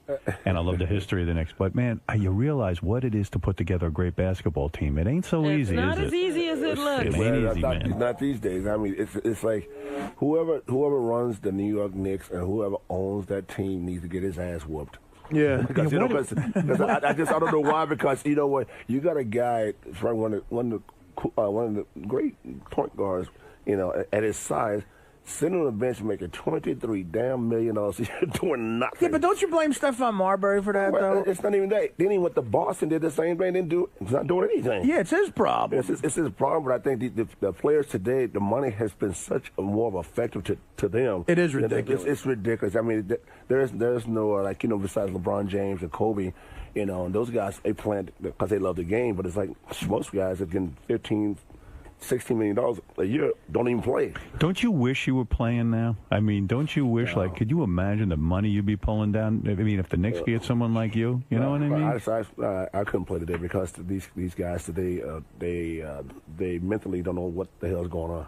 They're not the mental strength of, let's say, Michael Jordan. And Larry Bird, Magic Johnson. Look, they go over to the Olympics now and they lose. How are they losing in the Olympics they to lose. The Ukraine? You know, you used to get so much shit for your attitude and this and that and the other thing. Meanwhile, you were showing up to the games and you were playing hard and you were winning championships. Howard, he's got 5 rings. That's what I'm talking. That's insane. That's crazy. I mean, but I guess so much flack due by this being me, and all of a sudden now you see everybody in the NBA. This is some fucking comical. This everybody in the NBA got tattoos, got this, got that. Right, they're all you now. They all like, wow. All of a sudden now it's so cool now to have tattoos. You feel you were sort of ripped off your whole thing, like your attitude. Well, he broke the ground. He swung open the door. Yeah, there were no guys with tattoos before you, right? I mean, not to the extent everybody that you're just doing. put on their uniform and hit the court. That's right.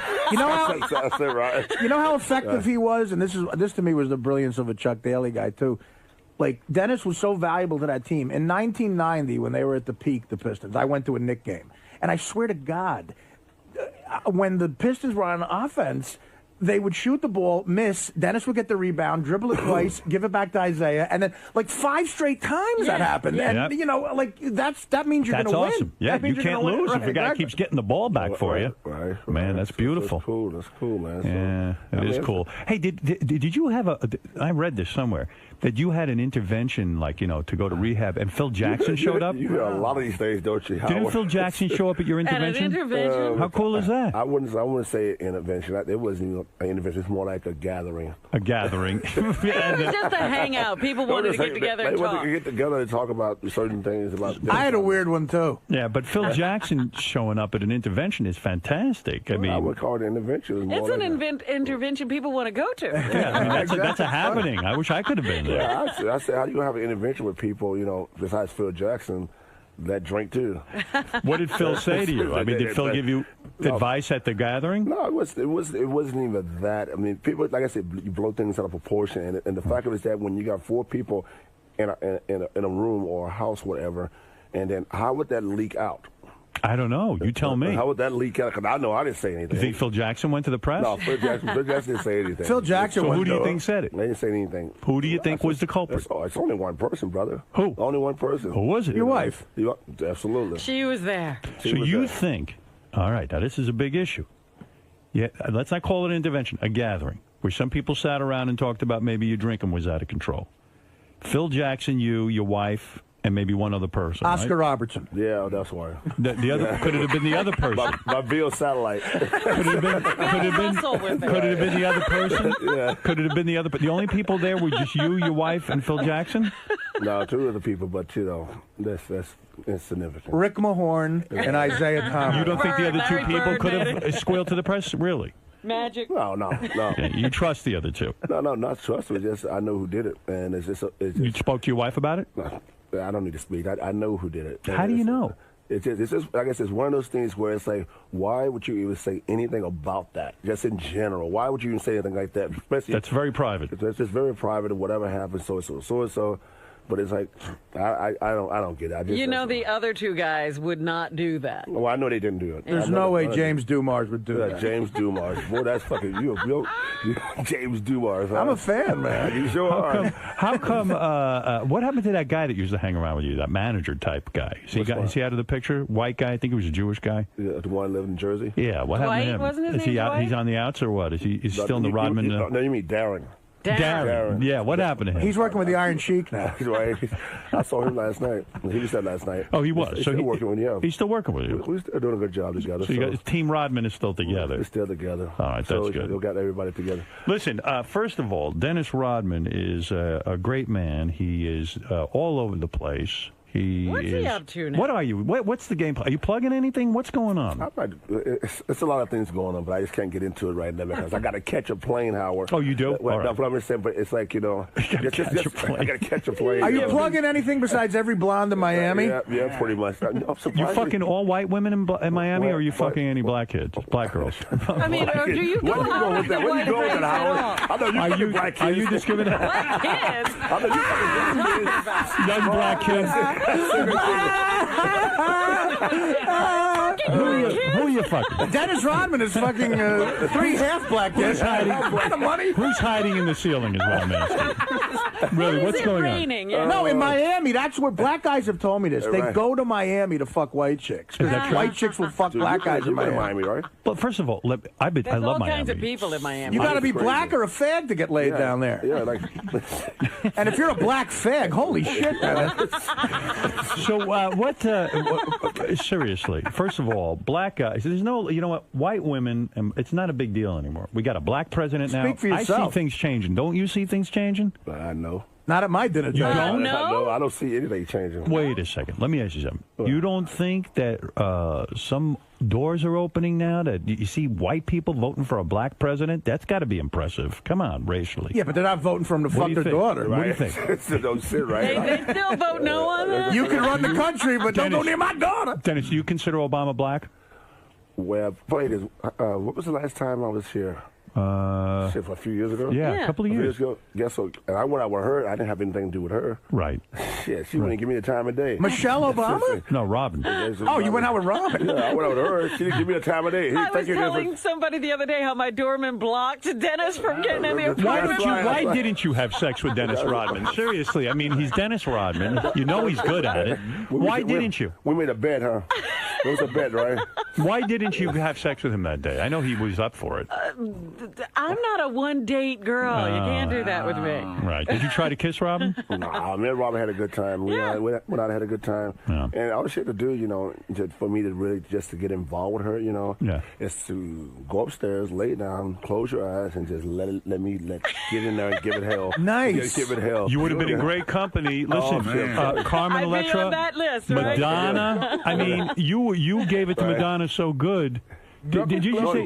You called me one day. You called me one day from my beach house, and I was having sex with Carmen one day. Remember that? Yes, I do. Yeah, you do. So Dennis is downstairs partying, I mean, why would Robin Quivers not take advantage of the love machine that is Dennis Rodman? I love how between me and Robin, I'm the one who's seen Dennis's cock. I see this guy here. That's crazy. Yeah. Robin, when you know stories about, didn't Madonna wet the whole bed when you were having sex with her? Yeah, that sounds like something I want to follow. Right? They all do that. Don't you want to be incontinent? Right, let's do that. Let's do that. Don't you want to shit yourself? Yeah, I mean, don't you want to get fucked so hard that you shit the bed? Everything just comes out of you. Right. Don't you want to shit on a guy's dick? Do I have that right? Wasn't it you that said that you were having sex with Madonna and she wet the bed or something? Nah, it wasn't me. It wasn't you? He broke his cock. Are you one of those guys who broke your cock? Dennis broke his cock. 3 times, bro. 3 times. How did you? 3 times. I knew. What are you doing with that thing? Yeah, I'm in a 3-point stance, bro. What do you mean you broke your cock? I know 2 times you broke your cock. I broke with this. Broke it twice with one girl, and the other one. The girl who was your stripper, wife, right? 2 times with the stripper, right? You know the one you were dating for a while. Scores girl. Right.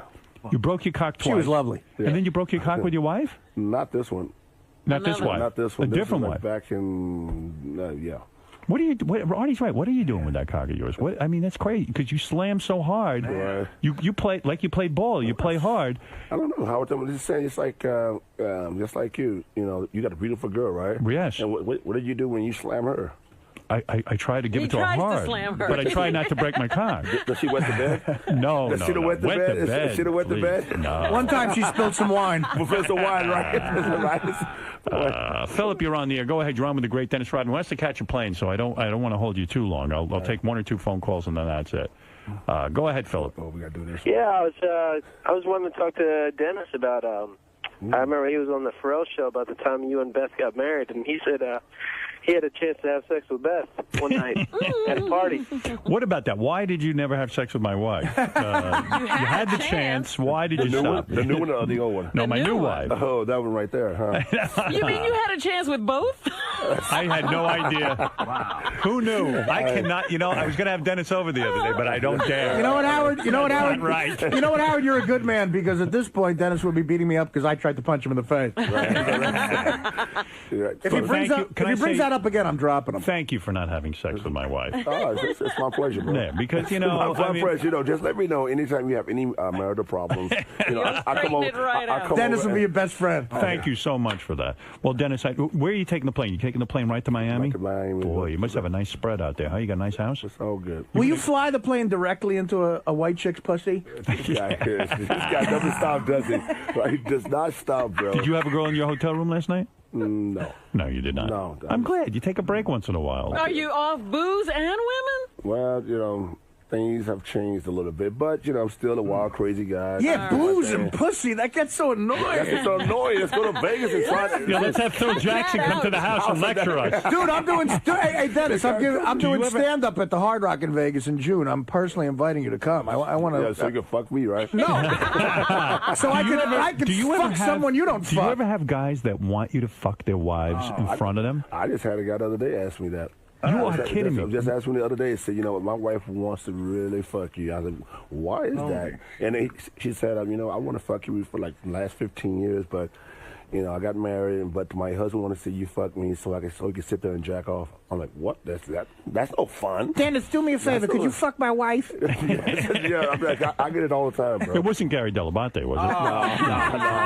No. You sure? But, although after that pitch, After looking at that pitch. After that pitch, I think Mary wants it. Why wouldn't you fuck his wife? I mean, was she not attractive? Oh, she was hot as hell, bro. Right. Girls are weird, man. They're oof. You just didn't want to do it. You would have fucked his wife. Howard, you act like you have never been in that situation before, Howard. I understand your wife is hot, blonde. Is she still blonde? Yes, she's blonde. She'll be blonde for another 40 years. Calm down. So you're like you've never done this before. No, I'm saying no one's ever asked. Well, one time a guy did. Don't stutter. Listen, that's got to be bullshit because people ask me. I know, right? You ain't worth a shit. Yeah, you weren't shit, man. You ain't worth a shit. Get the fuck out of here. Where's your plane? He got that little cock over there. Pistons suck. Pistons suck. You sucked on the Spurs. That's a lie. That's a lie. That's a lie right Why don't you show up for a Laker game once? Oh, my God. But seriously, I think Dennis means I've been asking guys to fuck my wife. Is that what you said? Because I don't understand. No, seriously. Why not? I guess it's creepy to have the guy in the room with you. That's what you're saying. But you would have fucked his wife if. Well, I was there one night. Remember when we were out and I went to the bathroom? I came back to the table. There was a lesbian at the table. Yep, and she wanted Dennis to go home and fuck her girlfriend. Look at you, man. Oh, that's Eric, one last call because Dennis Rodman does have to get back to that beautiful place of his in Miami. What do you got, a condo or do you have like a house? Penthouse. A penthouse? Right. Oh, the action that must go you're looking on. out at the water. The water. You go out on the beach there every day? You walking around? Just taking care of business. So, just going back and handling my business. That's it. That's it. You low key. Well, I got to go back and take care of, my situation, so. Oh, I see. You mean vis-a-vis your wife? He's on lockdown. What do you mean your situation? My situation with Don Maines, Oh, with the drinking. Yeah. He's like Artie. He's got 24-hour supervision. You look kind of sober to me. Well, I'm sober. Come on now. He's not like me. I can't get white pussy. Eric, go ahead. What do you want to say? Yeah, I just wanted to ask Dennis if he ever countersuited any of these assholes that suit him, like, scratching his fucking finger. Would you ever consider it? You know what? It costs so much money to countersue, and then what are you going to get for it? You'll get nothing. It's just so ridiculous, bro. I mean, just what about your attorney costs? Well, that should be the fair thing. If a case is found frivolous, they should have to pay your attorney fees. Absolutely. That would be the fair thing, It's a perfect country. You know what you need to do? You need to be very careful where you go. You have to really behave yourself. I mean, extra special because you're a target. Yeah, Miami's a perfect place for you. Miami's probably the worst place for you to live, honestly. Well, I don't go to South Beach as much as you think I do. I stay in Aventura, the Jewish community. Right. So you're going to go back to Miami now. You're going to fly to Miami from here. Right. You're going to go back and you're going to get into some situation with this character who's going to talk to you about. He's taking classes. We're taking classes. You're going to take a class. All right, take a class to understand how to control my lifestyle. I see. You know. Boy, You think it's going to work, Dennis? I mean, it's been working. I mean, you know. Why don't you videotape that and put it on TV? That's an instant hit. It should be. Dennis Rodman reinvented himself by not partying and drinking and stuff like that. Absolutely. You in class? Forget it. You bring a notebook and pencils and everything? I do the whole video thing, you know, working with horses, animals, and kids. Oh, and stuff really? Like that. Oh, no kidding. Here's the title of the reality show: Dennis Rodman, sober and knee deep in white pussy. I like it. It's got a ring to it. I'd watch it. Are you doing the golf thing? Do you get in that golf thing with LT and Michael? Michael and Scotty, they all live in Florida. Yeah. They all live. Do you ever see those guys? I always have felt like you didn't have a friendship with those guys. What? Scotty, I see Scotty a lot. I saw Michael a couple times. And, you did? Yeah, we're all friends, man. When you say friends, I mean, will you go over to their house, have dinner, and this kind of thing? No. What is the friendship? More like when you see them out in public, you know, I go talk to them and sit down and talk to them. Because we never sat down and talked to each other when we played. Never did. Things were too intense? No, we just never had anything in common besides basketball. When you were on the court with Jordan, it seemed sometimes like you'd be like going nuts, and he would grab your shirt and like say something. Was he a guy who was like a calming influence? Tried to boss you around? Did you like that? Mike was cool, man. Mike, I guess he's probably the best player to ever play the game. Right. How much pussy is he getting? He's divorced now, right? Forget it. Well, shit, he had to pay $160 million. He still hasn't gotten over it. He's still murmuring just to get laid. He can't even get it up now. I don't think he's doing. I don't think he's doing that. He has a white girlfriend. Does he? I think. Is she hot? Motherfucker. Yeah. They all do. I saw Scotty at an event not too long ago. He's got a white girlfriend. You're saying Michael Jordan fucks white chicks? Motherfucker. That's a damn shame, huh? Scottie Pippen had a white chick, too? Yeah. Oh, and he's got a huge, goofy nose. Wow. No, Scotty's good, man. They all good. They're all good. They're good guys. They're all good. I always thought you had some sort of animosity with these guys. I didn't know. No. I'm surprised to hear you're hanging around. Well, he's not hanging around with any of the white guys he played with, if you notice. Bill Lambier ain't calling him. Yeah, you should see the guy I'm with right now. He's from Jamaica. He's black as a son of a bitch. AJ is in there. He's about as dark as. Who is this guy that you're hanging around with? He's one of my assistants that follow me around. Dark-skinned black man? He's very dark. He's about as dark as that mic right there. Is he darker? Is he as dark as Wesley Snipes? Yeah. Can I take a look at this guy? Well, he's sitting there somewhere. He's a good-looking black man. He's Earl Monroe dark. He's a good-looking guy? I want you to see for yourself. Is he very dark-skinned? He's dark-skinned, yeah. I would say as dark as Wesley or Seal or any of those. Just pretty much like Seal. Does he consider you white? Well, you should hear him talk. He talk way whiter than I do. Dennis, what is your story? You were raised by a white family, right? Is that true? Yeah. I didn't realize that. I would have sex with country girls all the time. What happened? How did that happen? How'd you get with them? How did I get with them? Yeah. Well, how did that happen? Shit, we just sneak around, you know. No, not the girls. How'd you get with the white family? Oh, hell, you know. Yeah, how'd you go with the white family? I used to fuck their son. No. What? Oh, yeah, you're a dark-skinned black man. He looks like James Dumars. I'm not kidding you. He does, actually. You're right. Dennis was commenting that you're a dark-skinned black man. You are, in fact. Yes, I am. But dark-skinned brothers are in now. Yes, they are. We're back. They're in white pussy, you You're a motherfucker. guy. Get out of here. True. This is bullshit. You are what you eat. Why don't you guys try some fruit? Hey, if you can't beat them, join them. I know. So you're working with Dennis? That's probably a handful. Sometimes Dennis can be hard to control or try to reason with. Is that correct? Well, I think that's just a perception people have. Dennis is a very laid-back guy. He's just cool, just does What are his you thing. doing for Dennis? I mean, what kind of work are you doing? I'm his assistant. I guess the best way to describe what I do for Dennis is, imagine taking the biggest and meanest bull you can find, put him into a china shop and fucking him. No,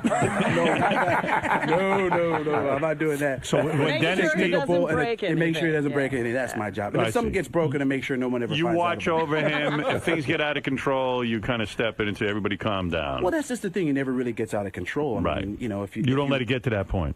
No, he's a very laid-back guy. Yeah, but he's big enough. If he's actually walking in China, he could break things. Well, nice to meet you. A pleasure. You know what else is good with this guy? He could sound white on the phone for business stuff. I told you.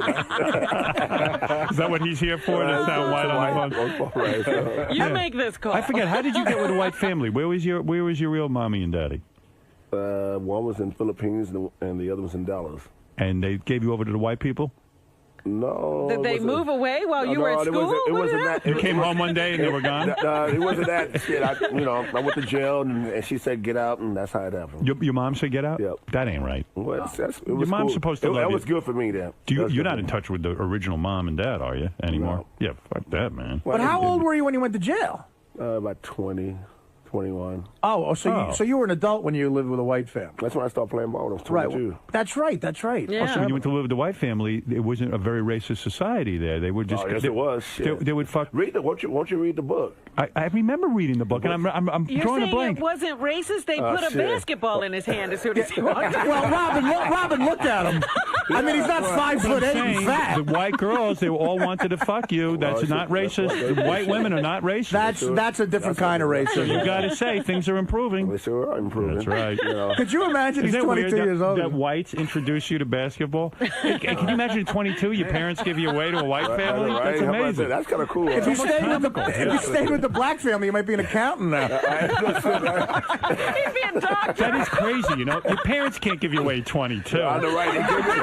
Oh, man. They gave me away, though. They gave me away, dude. Get out of the house. Did you say that? Wait a second. I'm 22. I'm living in this house. Fuck you. You leave and go live with the white Dennis people. is like, the mother's like, get out of the house. He's like, why? Because I went to jail. She's like, no, because you're 22. How did your mom and dad find a white family that would take you in at 22? She didn't find out. Well, Dad wasn't even in the picture. Dad was he was over there in the Philippines. Those are very nice white people, because I mean, you can be intimidating. You're you're a tall man. You're very. They sound weird to me. They're cool people, but you know who was a cool pimp back in the day? Who? It was three guys that was cool as hell back in the late 60s, early 70s. Who? You got to know who they are. James Caan. No, he's a white. Walt Frazier. Oh, black guys? Black guys. Walt Frazier. Where? No. Clyde. Clyde. Clyde probably in New York, right? Earl the Pearl Monroe.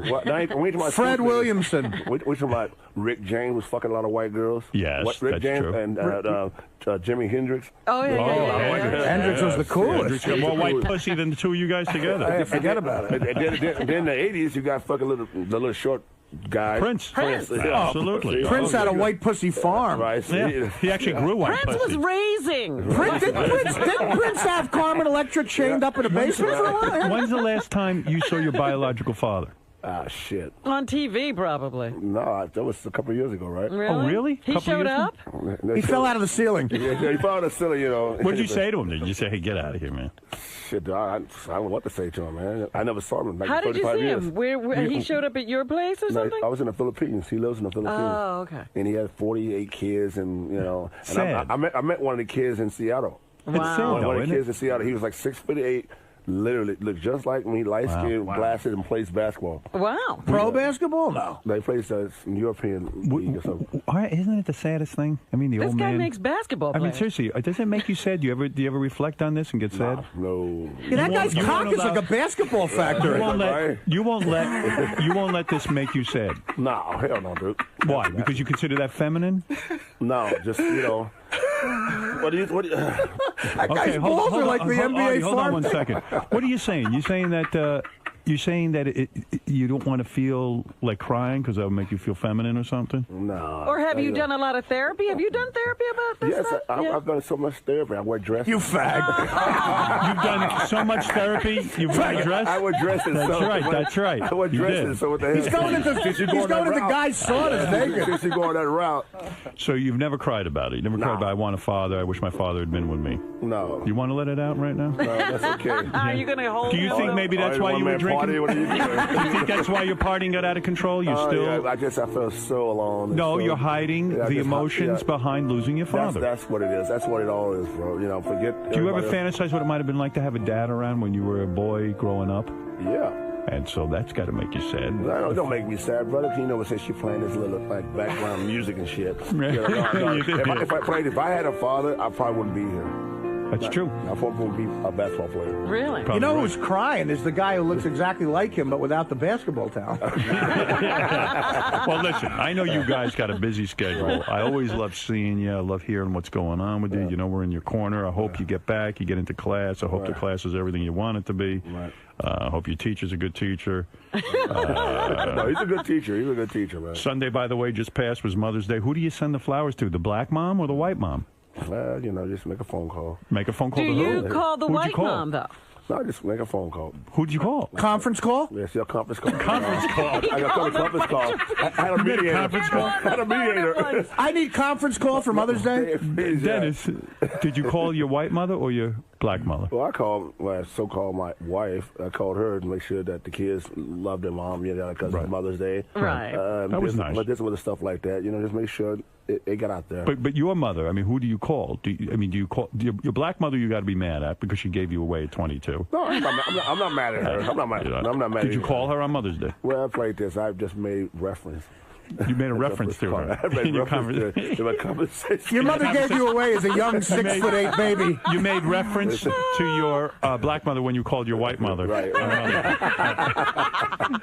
Well, listen, we got to talk about this more in the next visit. I'm confused. Let's put a bookmark right here and continue this because I could go on all day about Dennis, a bookmark is what you put in a book when you're on a page that you want to go back to. All right, smart ass. You can lay him I'll give you a reading after test. Dennis will read you under the table. Dennis, let me tell you something. I'm serious.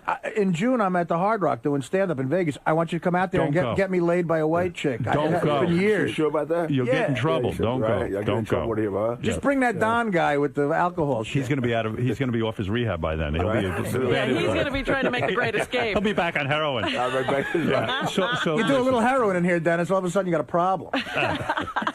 Dennis, I really do want to understand what happened those years and why you won't allow yourself to cry over it. Maybe he has. We don't know. Next time we'll get into it. There's a lot Instead to of crying, when you want to cry, try to suck your own cock. We'll find out. Can you do that? Well, you can't do that. All right, one last I can answer that, Robin. One yes. last call. Marianne from Brooklyn, go ahead. I was a big fan, Dennis. You turned out to be a really great guy. When you were sitting next to Annie and Donald Trump asked you, who would you vote for? And you said Joan Rivers. I thought Annie was going to have a heart attack. It was a great show, Howard. He's not the alcoholic they claim him to be. He kept his cool. Dennis, you rock. And you spoke about Chuck Daly, too, yesterday. You were very good. All right, listen, she's a very tough critic. Well, she's a tough critic, you know what? And I try to tell people, you know what?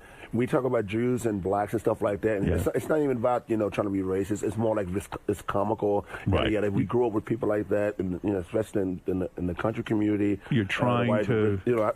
I love everybody pretty much, but like she said on the show last night with Annie, she probably almost fell out of her chair last night when I said that Joan and whatever. But I just thought Joan did a much better job as far as like being her. Did Joan win the Celebrity Apprentice? She won. We don't watch the show. We're straight. Right. But that woman who just called up is so annoying. That's an Italian woman, and I come from a racist Italian family. Is that Italian? If you want, you could go face fuck her right now. Steve, one last comment for the great Dennis Rodman, who has to get on a plane back to Miami, where he's going to begin his classes to straighten out whatever aspects of his life he needs to straighten out. He's going to his non-drinking class. Right. Go ahead, Steve. Morning, everybody. It's been a long time. Dennis, last night I wanted to comment on The Apprentice too. If you want to put me on hold for later, but go ahead. Dennis, did you forget Annie's name last night when Donald asked you who you were voting for? You said, I got to go with my girl, and then you didn't say a name, like you forgot her name. Well, it wasn't even that, brother. I was more like trying to figure out, because I had just such of a small time frame. I'm like, wait a minute, do I go with my girl Joan? Is that Annie? Annie was good though. She was good. He already said he felt that he was on the regular Apprentice. He didn't recognize him. First of all, dude, that's surprising to you. If you got an hour to kill, we'll ask him his kids' names. Right. I'm sure Dennis can do that. He knows his kids. I bet the Jamaican assistant can name him, but not that. All right, high pitch Eric, go ahead. Hi, Dennis. How are you? All right, quickly. Oh, that's fucking. Oh, this chick is hot, Dennis. Yeah, now you you should see talk her. about. This is a white girl. You got to somebody here. I'm sorry that Donald Trump fired you, but White Castle's hiring. Oh, that's very funny, High Pitch Eric. White Castle. Why don't you check it out since you need a job? Yeah, exactly. Tell you something. That was horrible. You are delightful. Cool, I only wish you the best luck with this class. I feel you're going to get an A+. I'm going to get one. You're going to do all right. You're going to be all right. It's going to be good. So it's going to be good. Listen, take it seriously. I know you got to go. You got to go catch a plane. It's hard to let you go. You get in We're here. having fun. And for the Jamaican guy, blink twice if you're in trouble. You want us to help you? You know what? Artie's a piece of shit. You know why? Because they can't afford a town car for me. That's true. No, you guys didn't send a car. No, we don't have a car. You guys didn't send a car. You guys could have my car. You could drive that. Listen. I'm dating a white chick. You can drive her there. Don't bring up negative things. You take us to LaGuardia. Don't bring up negative things like we can't afford a town car. Yeah, that's not negative. That's not right. The stock's at 10 cents, Dennis. Did you read the stock market? Serious stocks like that. Everything here will be at a chop shop in Queens in 2 weeks. I'd rather get a ride. If you want, Tim Sabian has one of those bikes where you can a rickshaw. But listen, I'm proud of you. Good, brother. You're a great guest. You're great on The Apprentice. Everyone is raving about you. I only see big things. Come see us sooner so we can get back into this. Don't stay away so long. Don't stay away so long. All right. The great Dennis Rodman. I don't even know your assistant's name. AJ. AJ. Great to meet you, AJ. And we'll be back right after these. Anything we're plugging? Appearances? Nothing? My birthday party. When is it? That's tomorrow. Saturday. Tomorrow? Oh, great. At the Hard Rock. Well, there goes the class. At the Hard Rock. You're going to flunk that class. Good luck. All right. We'll be back right after these words. Dennis, how'd it go, man? Hey, what's good, man? Got my good friend Chuck Zito over here, having a good time. Howard, always a blast, as usual. He's concerned about you. He wants you to get better. Oh, yeah, he's good, man. He's good people. A lot of people are going to see me persevere and get things together and have a good time, bro. All right, man. Good luck with everything. Cool, brother.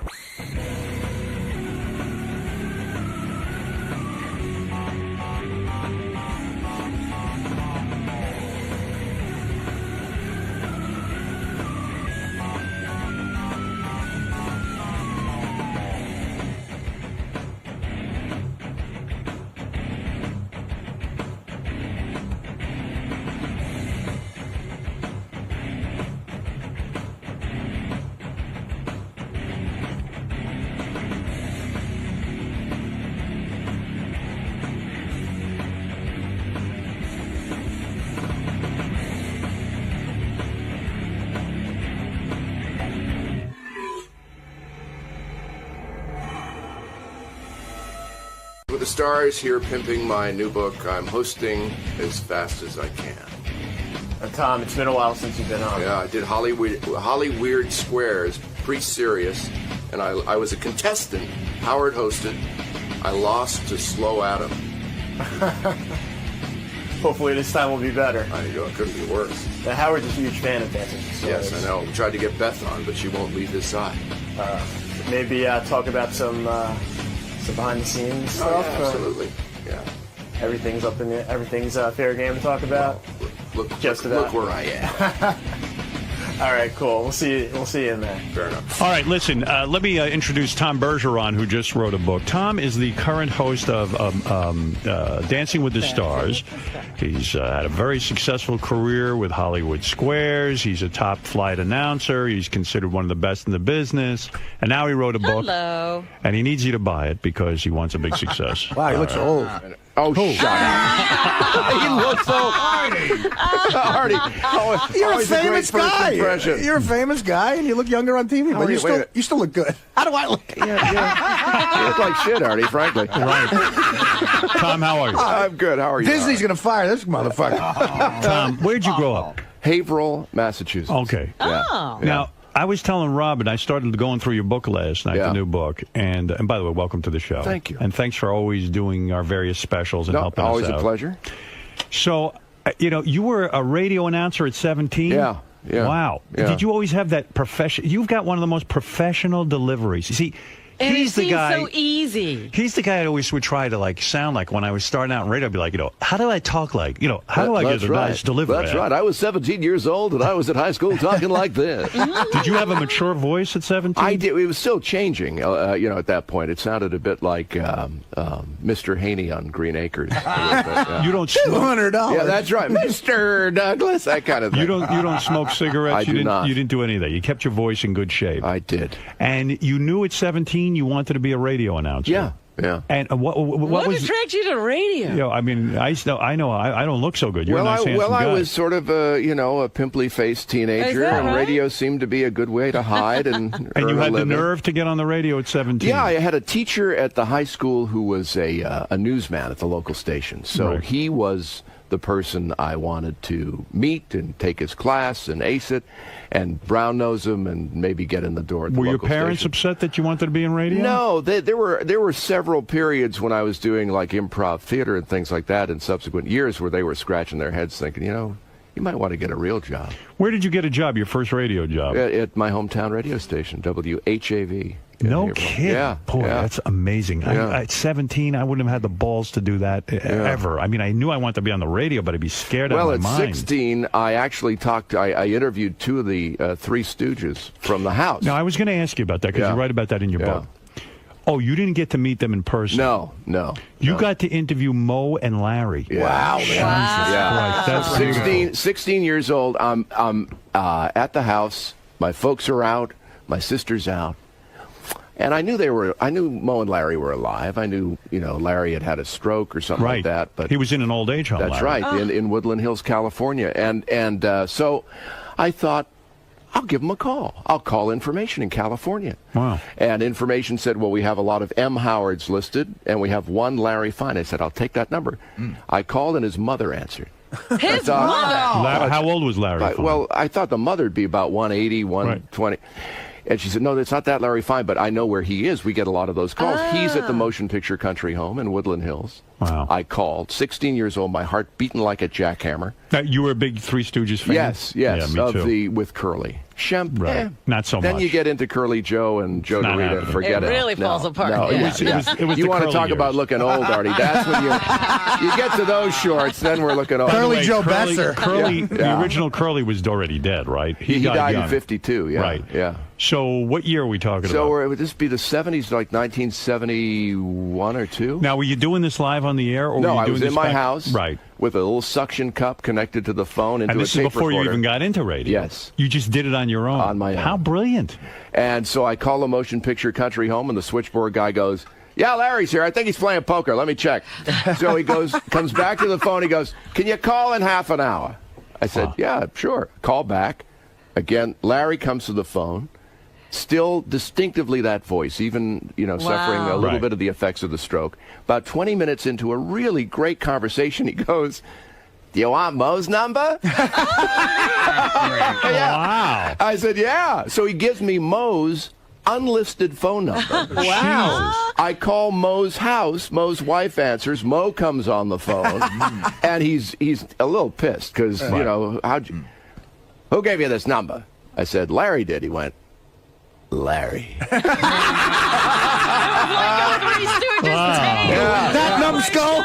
Yeah. Why you? Yeah, I know. That's what it felt They like. wanted to take a hammer That's to right. Larry's Yeah. head. Hey, not so hard. But I then called them subsequent to those tape So conversations. Mo talked to you for how long? Like Probably about 20 minutes, half an hour. And what did you talk to him We talked about the history of the Stooges. We talked about how they got no residuals when the shorts were in syndication. Do you still have the tapes? I have them somewhere. Would you, if you find them, could we air them as a special? Absolutely. Yeah. Absolutely. That'd be so cool. Yeah, And that'd that be is great. the thing that is driving me crazy, where I know I have those tapes Oh, somewhere. God, you got to find those. But- That's the holy grail. It really Put is. some effort into that. I know, I will. Now that I have a place to put them. Yeah, we'll I'll- make a Howard 100 special. That'd be great. And so I called them back about 3 or 4 times each over the next year and a half. Larry, interestingly, sounded the best he sounded a month before he died. Wow. And Mo, you could hear, Mo died of lung cancer, and you could hear that in his voice. Was Mo a smoker? Yeah, heavy smoker. Because the weird thing is that here they were talking to a 16-year-old kid. Did it ever dawn on them that you had no radio show and that you were just interviewing them for your own purposes? This is a private conversation. Absolutely. Not only did it dawn on them, one time when I was doing a charity fundraiser at the high school, I had Three Stooges shorts in the high school. We were raising money for a local charity. I said, I should call Mo up. He should address the crowd. Right. So I went into the principal's office. I get on the phone. It's like, hey, Mo, Tom Bergeron from Haverhill High School. How are you? The principal must have thought you were a real mover and shaker. Yeah, that's right. And he gave an address to the audience. Oh, my so God. I go Mo out, showed up? No, well, on the he phone. taped on it. the phone. On the phone. Oh, my God. So I get on the stage in the high school auditorium. We stop one of the films midway. The audience is booing me. I said, wait a minute. You're going to like this. And I hit the tape recorder, and it's Mo. Hello, this is Mo Howard in California talking to all of you at Haverhill High School. Everyone went nuts. Hey, were you like a very popular kid in high school? Doing that, pulling off that kind of crap in high school, you must have been a very popular guy. I got along. Yeah. I mean, all of a sudden, it's like right out of a movie. Yeah. You're like Kevin Bacon in Footloose or something. Yeah, there you go. You get right You're up on Ferris. stage. Hey, kids. Yeah. You're Ferris. Kids, guess what? I was like Susan Boyle. Yeah, I'm stopping this Three Stooges marathon because guess what? Here's Mo to address the Haverhill High School. You should have been swimming in pussy after that. You say that in your career, women like Elizabeth Vargas hit on you. That she didn't hit on me. She was attracted to you. Wow, we who's that? have a little crush on each other. You do? Yeah. And you Who's never- Elizabeth Vargas? Elizabeth From Vargas 2020 and Yeah, ABC she's a News. news correspondent. Super hot. Yeah? Super femme. Yeah, she was the one I did the a week on Good Morning America with back when. The last time I saw all you guys in one place was that Fox After Breakfast. That's show right, yeah. When your movie was out. That's right. And no, I was here doing Hollywood Weird Squares after Right, that. Yeah, that's right. And I lost to Slow Adam. God, that was humiliating. Isn't Hollywood Squares the greatest gig ever? I dream like I don't know why. That was a great gig. I dreamt of That being was a game great show gig. host when I was a boy. Yeah. And to me, what a gig. I mean, you get, hi, celebrities, and then you get to ask It's the all questions. fun, And they yeah. tape in one day, right? One day we started taping at 11 o'clock in the morning, and we were done at 4:30. Oh, my God. And we did 5 shows. And the money's fantastic. And it was good. It was, Artie, how much was I making on that one? I forget. Well, listen, Tom, I don't expect him to remember this, but in 1999, I did Hollywood Squares I remember you with there. Tom Bergeron. Yeah. Right. So his voice will always be in my fucking head because, Howard, I'm telling you, on all 5 shows, I didn't get one answer right. Are you serious? Robin, not one answer right. Because, they give you a suggestion for the joke. Yeah. Bruce Valanche comes in and says, say this or something, Yeah. And they give you the question, but they don't give you the answer. They go, Right. you could bluff They or can't, whatever. yeah. So I don't get one. The last question that I get, they go, she goes, I'll take Artie Lange for the win. And he goes, Artie from the Norm. Tom was great at that. And I said, okay, I'm going to fuck with this broad because I've got nothing, Right. So the question was, who did Bill Clinton say in a recent interview was his favorite person of the 20th century? So I made it hard for this woman. I said, listen, I, without question, just saw this interview. I saw a tape of it, and I had never seen it. I said, I saw the interview just the other day. Without question, Bill Clinton said his favorite guy of the 20th century is, without question, JFK, John F. Kennedy Jr. And Tom goes to the woman. Now she's going to win, or, Right. if she gets it right, or she'll lose. So Tom says, And Tom goes, what do you think? Do you agree or disagree? She goes, I'll agree. He saw the interview. I'll agree. And he goes, Ooh, no, Gandhi. And the whole audience just boos me. But you played did the game. exactly right. That's You what did we're supposed to exactly do. what you're supposed to do, That's Artie. I guess so. But Tom, you could have helped the woman and said, look at that guy. You think he knows what he's talking about? Has he seen an interview? Ooh, no, Gandhi. He's seen. He's on drugs. Paula Abdul. Let me get back to this one Sure, second. go So ahead. you're right next door to Yeah, American Idol. we're neighbors. And you see her. What's her problem? What's she on? What do you think? She, I makes gotta sense say, to I don't know what happens when she walks onto that set. Right. But across the hall, we have a very lucid, flirty little. When ABC said to you you're going to be on One Night Against American Idol, I mean, you probably figured this is curtains, but the show has maintained itself. It Dancing with does. these It does. stars. Look, Idol is always the Death Star. I think, Right. even still. I mean, they're still when we're on in the spring season, we always are like maybe right after American Idol in the Nielsen rankings, but Right. but never ahead of them. Do you check the ratings? Yeah, You do. Oh yeah. Because you want this thing to keep course, going. yeah. This thing. Are you already lined up with celebrities for the next season? They're booking now. Yeah. They're booking. Who would now. be They a might be good talking to guest? Beth again. Well, Yeah. Beth almost, she was. They put out the offer, but she doesn't want to do it. Really? You know what? I think Beth would win. But it's too far away. Yeah. It would be If you impossible. move the show to New York, that's a different but story. like Yeah, Susan what about a New Lucci, York- some of these other New York people, they go out there. Susan was still working on her soap opera and coming in and Really? going back and forth. You know who would be great for Dancing with the Stars? Listen to me. Get this person. Octomom. Perfect. She's a big star now. I've been thinking about it. I love to watch her And dance. she'd She do could it. use to get back in shape. What do you think? Everybody would like to see that. Look, the wheels are turning. He's going to get on the phone. Octomom. Would you ask Octomom to Personally? be? No, I'm saying, do you think that that's someone that America would want to see dance? I don't really think so. No. Too much baggage with. But why Heather Mills? I mean, Octomom is no worse than that. Yeah, but she was married Listen to to a this. Beatle. Listen to this lineup. Condoleezza Rice. Yeah. Octomom. Yeah. Bristol Palin. Wow. What a lineup. Enough said. Wow. Do you What a know lineup. that Condoleezza Rice was here yesterday? I do know that. Yeah, In she the was- building? She Yeah. was here in our conference room in the Sirius studio. She sold me weed. Here's another. And do you know that everyone joke. thought that she was Michelle Obama? No. Yeah, everyone was going, Michelle Obama's here. That's Obama's bro. I swear to God, that's what was going on here. What's wrong I with don't see people? that. All black women look alike. Yeah, that's What is exactly that? it. No one thought she was you, Robin. I thought Robin was Condoleezza, actually, when I came in. Condoleezza Rice, get her on the show. You know who you get to?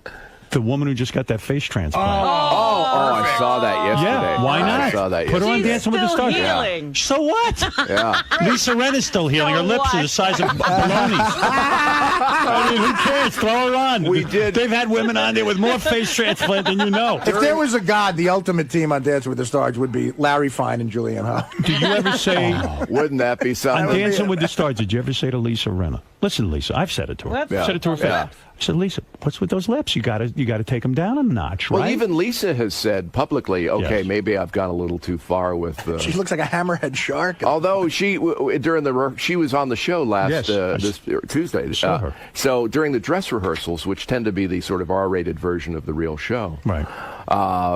she and her, I think it was Mayo, Right. who's competing for a spot in next season's pro lineup, and he and she danced and came over, and I just completely ignored them because I had the Playboy Right. up, and we're just going through, and the band is like, bring it over here, bring it over here. Lisa Rinna's Playboy, you mentioned it. Yeah. Too much bush, right? I told her.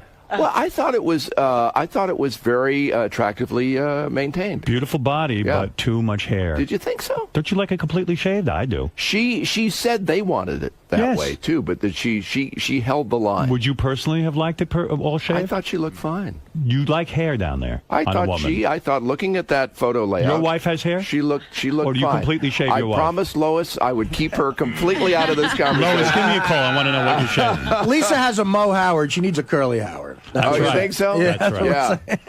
Well, Do you wait, ever know see what? the girls nude? Like, do you ever like No. walk? Because I know when they do the changes and the Right. costumes. No. You've never walked in on Lisa Rinna changing. No, or... the closest, although Lisa leaves her door open. Right. but the closest Show I've off. seen is I've seen them without spray tan. That's about the most naked I've seen them. And you know who surprises me? The dancer on your show, Dancing with the Stars. Mm-hmm.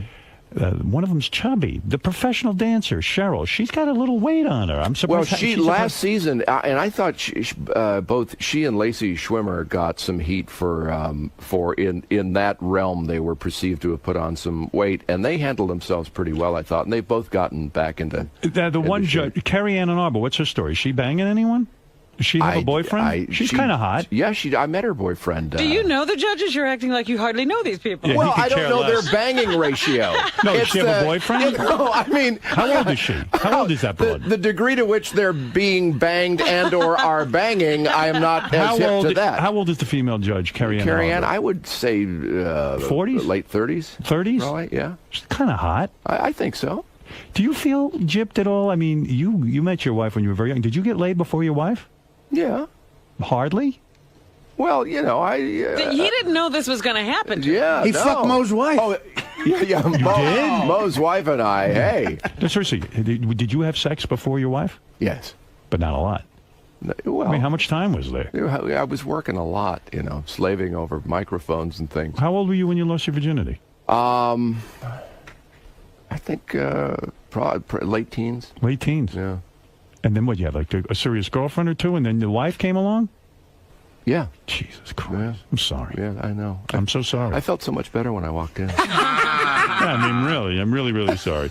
You know, he lost out on the Price is Right gig. He was offered the gig. He was offered the gig, and he couldn't take it. Well, yeah, it was huge gig. Wow, that would have been a great one. Instead of Drew Carey, you were offered it before Drew Carey. Wow. It wasn't a firm offer. It was like in the conversational stage, right. And it got. And I write about that in the book too. But it got to the point where they said, "Well, I said, for me, it was being away from Lois and the girls a lot, living in Connecticut. After all these California. years, maybe it'd be nice.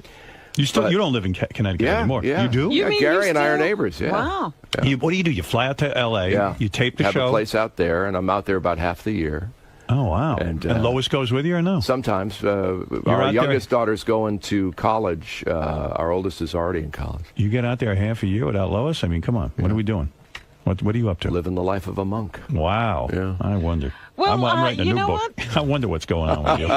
One of the people who used to show up on the Hollywood Squares a lot just died. Dom DeLuise. Dom DeLuise, I know, that's true. Oh, yeah, that's were true. you there when they had to lower the curtain down for him to get changed? Were you He couldn't go, he was so heavy. He couldn't go to the dressing rooms and stuff. Yeah. You were there for that? Well, if he was on Hollywood Squares, I was there. He worked the curtain. Yeah. I don't know how often he was getting banged, if that was an expression. You saw Little Kim's breast? It was exposed? Yes, it was. It looked good? It was making its way out. Did the girl from The Bachelorette, did her titties slip out too? Her left breast. Is that what happened? Because I saw her freaking out. You didn't make any reference to it, though. Because, I just to keep the show going. How'd that look? It pretty much was in keeping with the rest of her. Very attractive. Yeah. A lot of wardrobe malfunctions, huh? Yeah, boy, that's nice. Yeah, and it cost me so much extra with the wardrobe. All right, make that one a little looser, all right? When you had Heather Mills on your show, the woman who divorced Paul McCartney, she was dancing, she had the one leg. That's it was very inspirational that she could do that, but she's a major, I don't want to use the C word, you're a proper guy, but she is a... I'll use it. No, don't. She is a terrible person, right? Did you like Well, see, her? here's the thing. Yeah. The people, the face they put to me is usually their best face because we're on live TV. And, sure.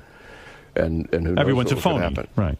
You don't talk to these people off stage. Not a lot. Not You a lot. don't? No, not a lot. So you didn't get involved with Heather Mills off stage? No, So you're saying she's not a cunt? At a party, not in my experience. But I do write about one time she actually had me face down on the carpet next to a pool table and cracked my back. Really? Yeah. No kidding. At a party I was throwing for the staff. Did you check your wallet? That was fine. So And, you like these people? She I came do. on Dancing She with came the on Stars. She was very nice. And She tried to rehabilitate her image with the American public. right. Why? I don't know. Who Yeah. cares? But she... who is your dream season on Dancing with the Stars? I would think here. You ready? Yeah. Mike Tyson. Yeah. Oh, God. All right. Yeah. Have you approached him?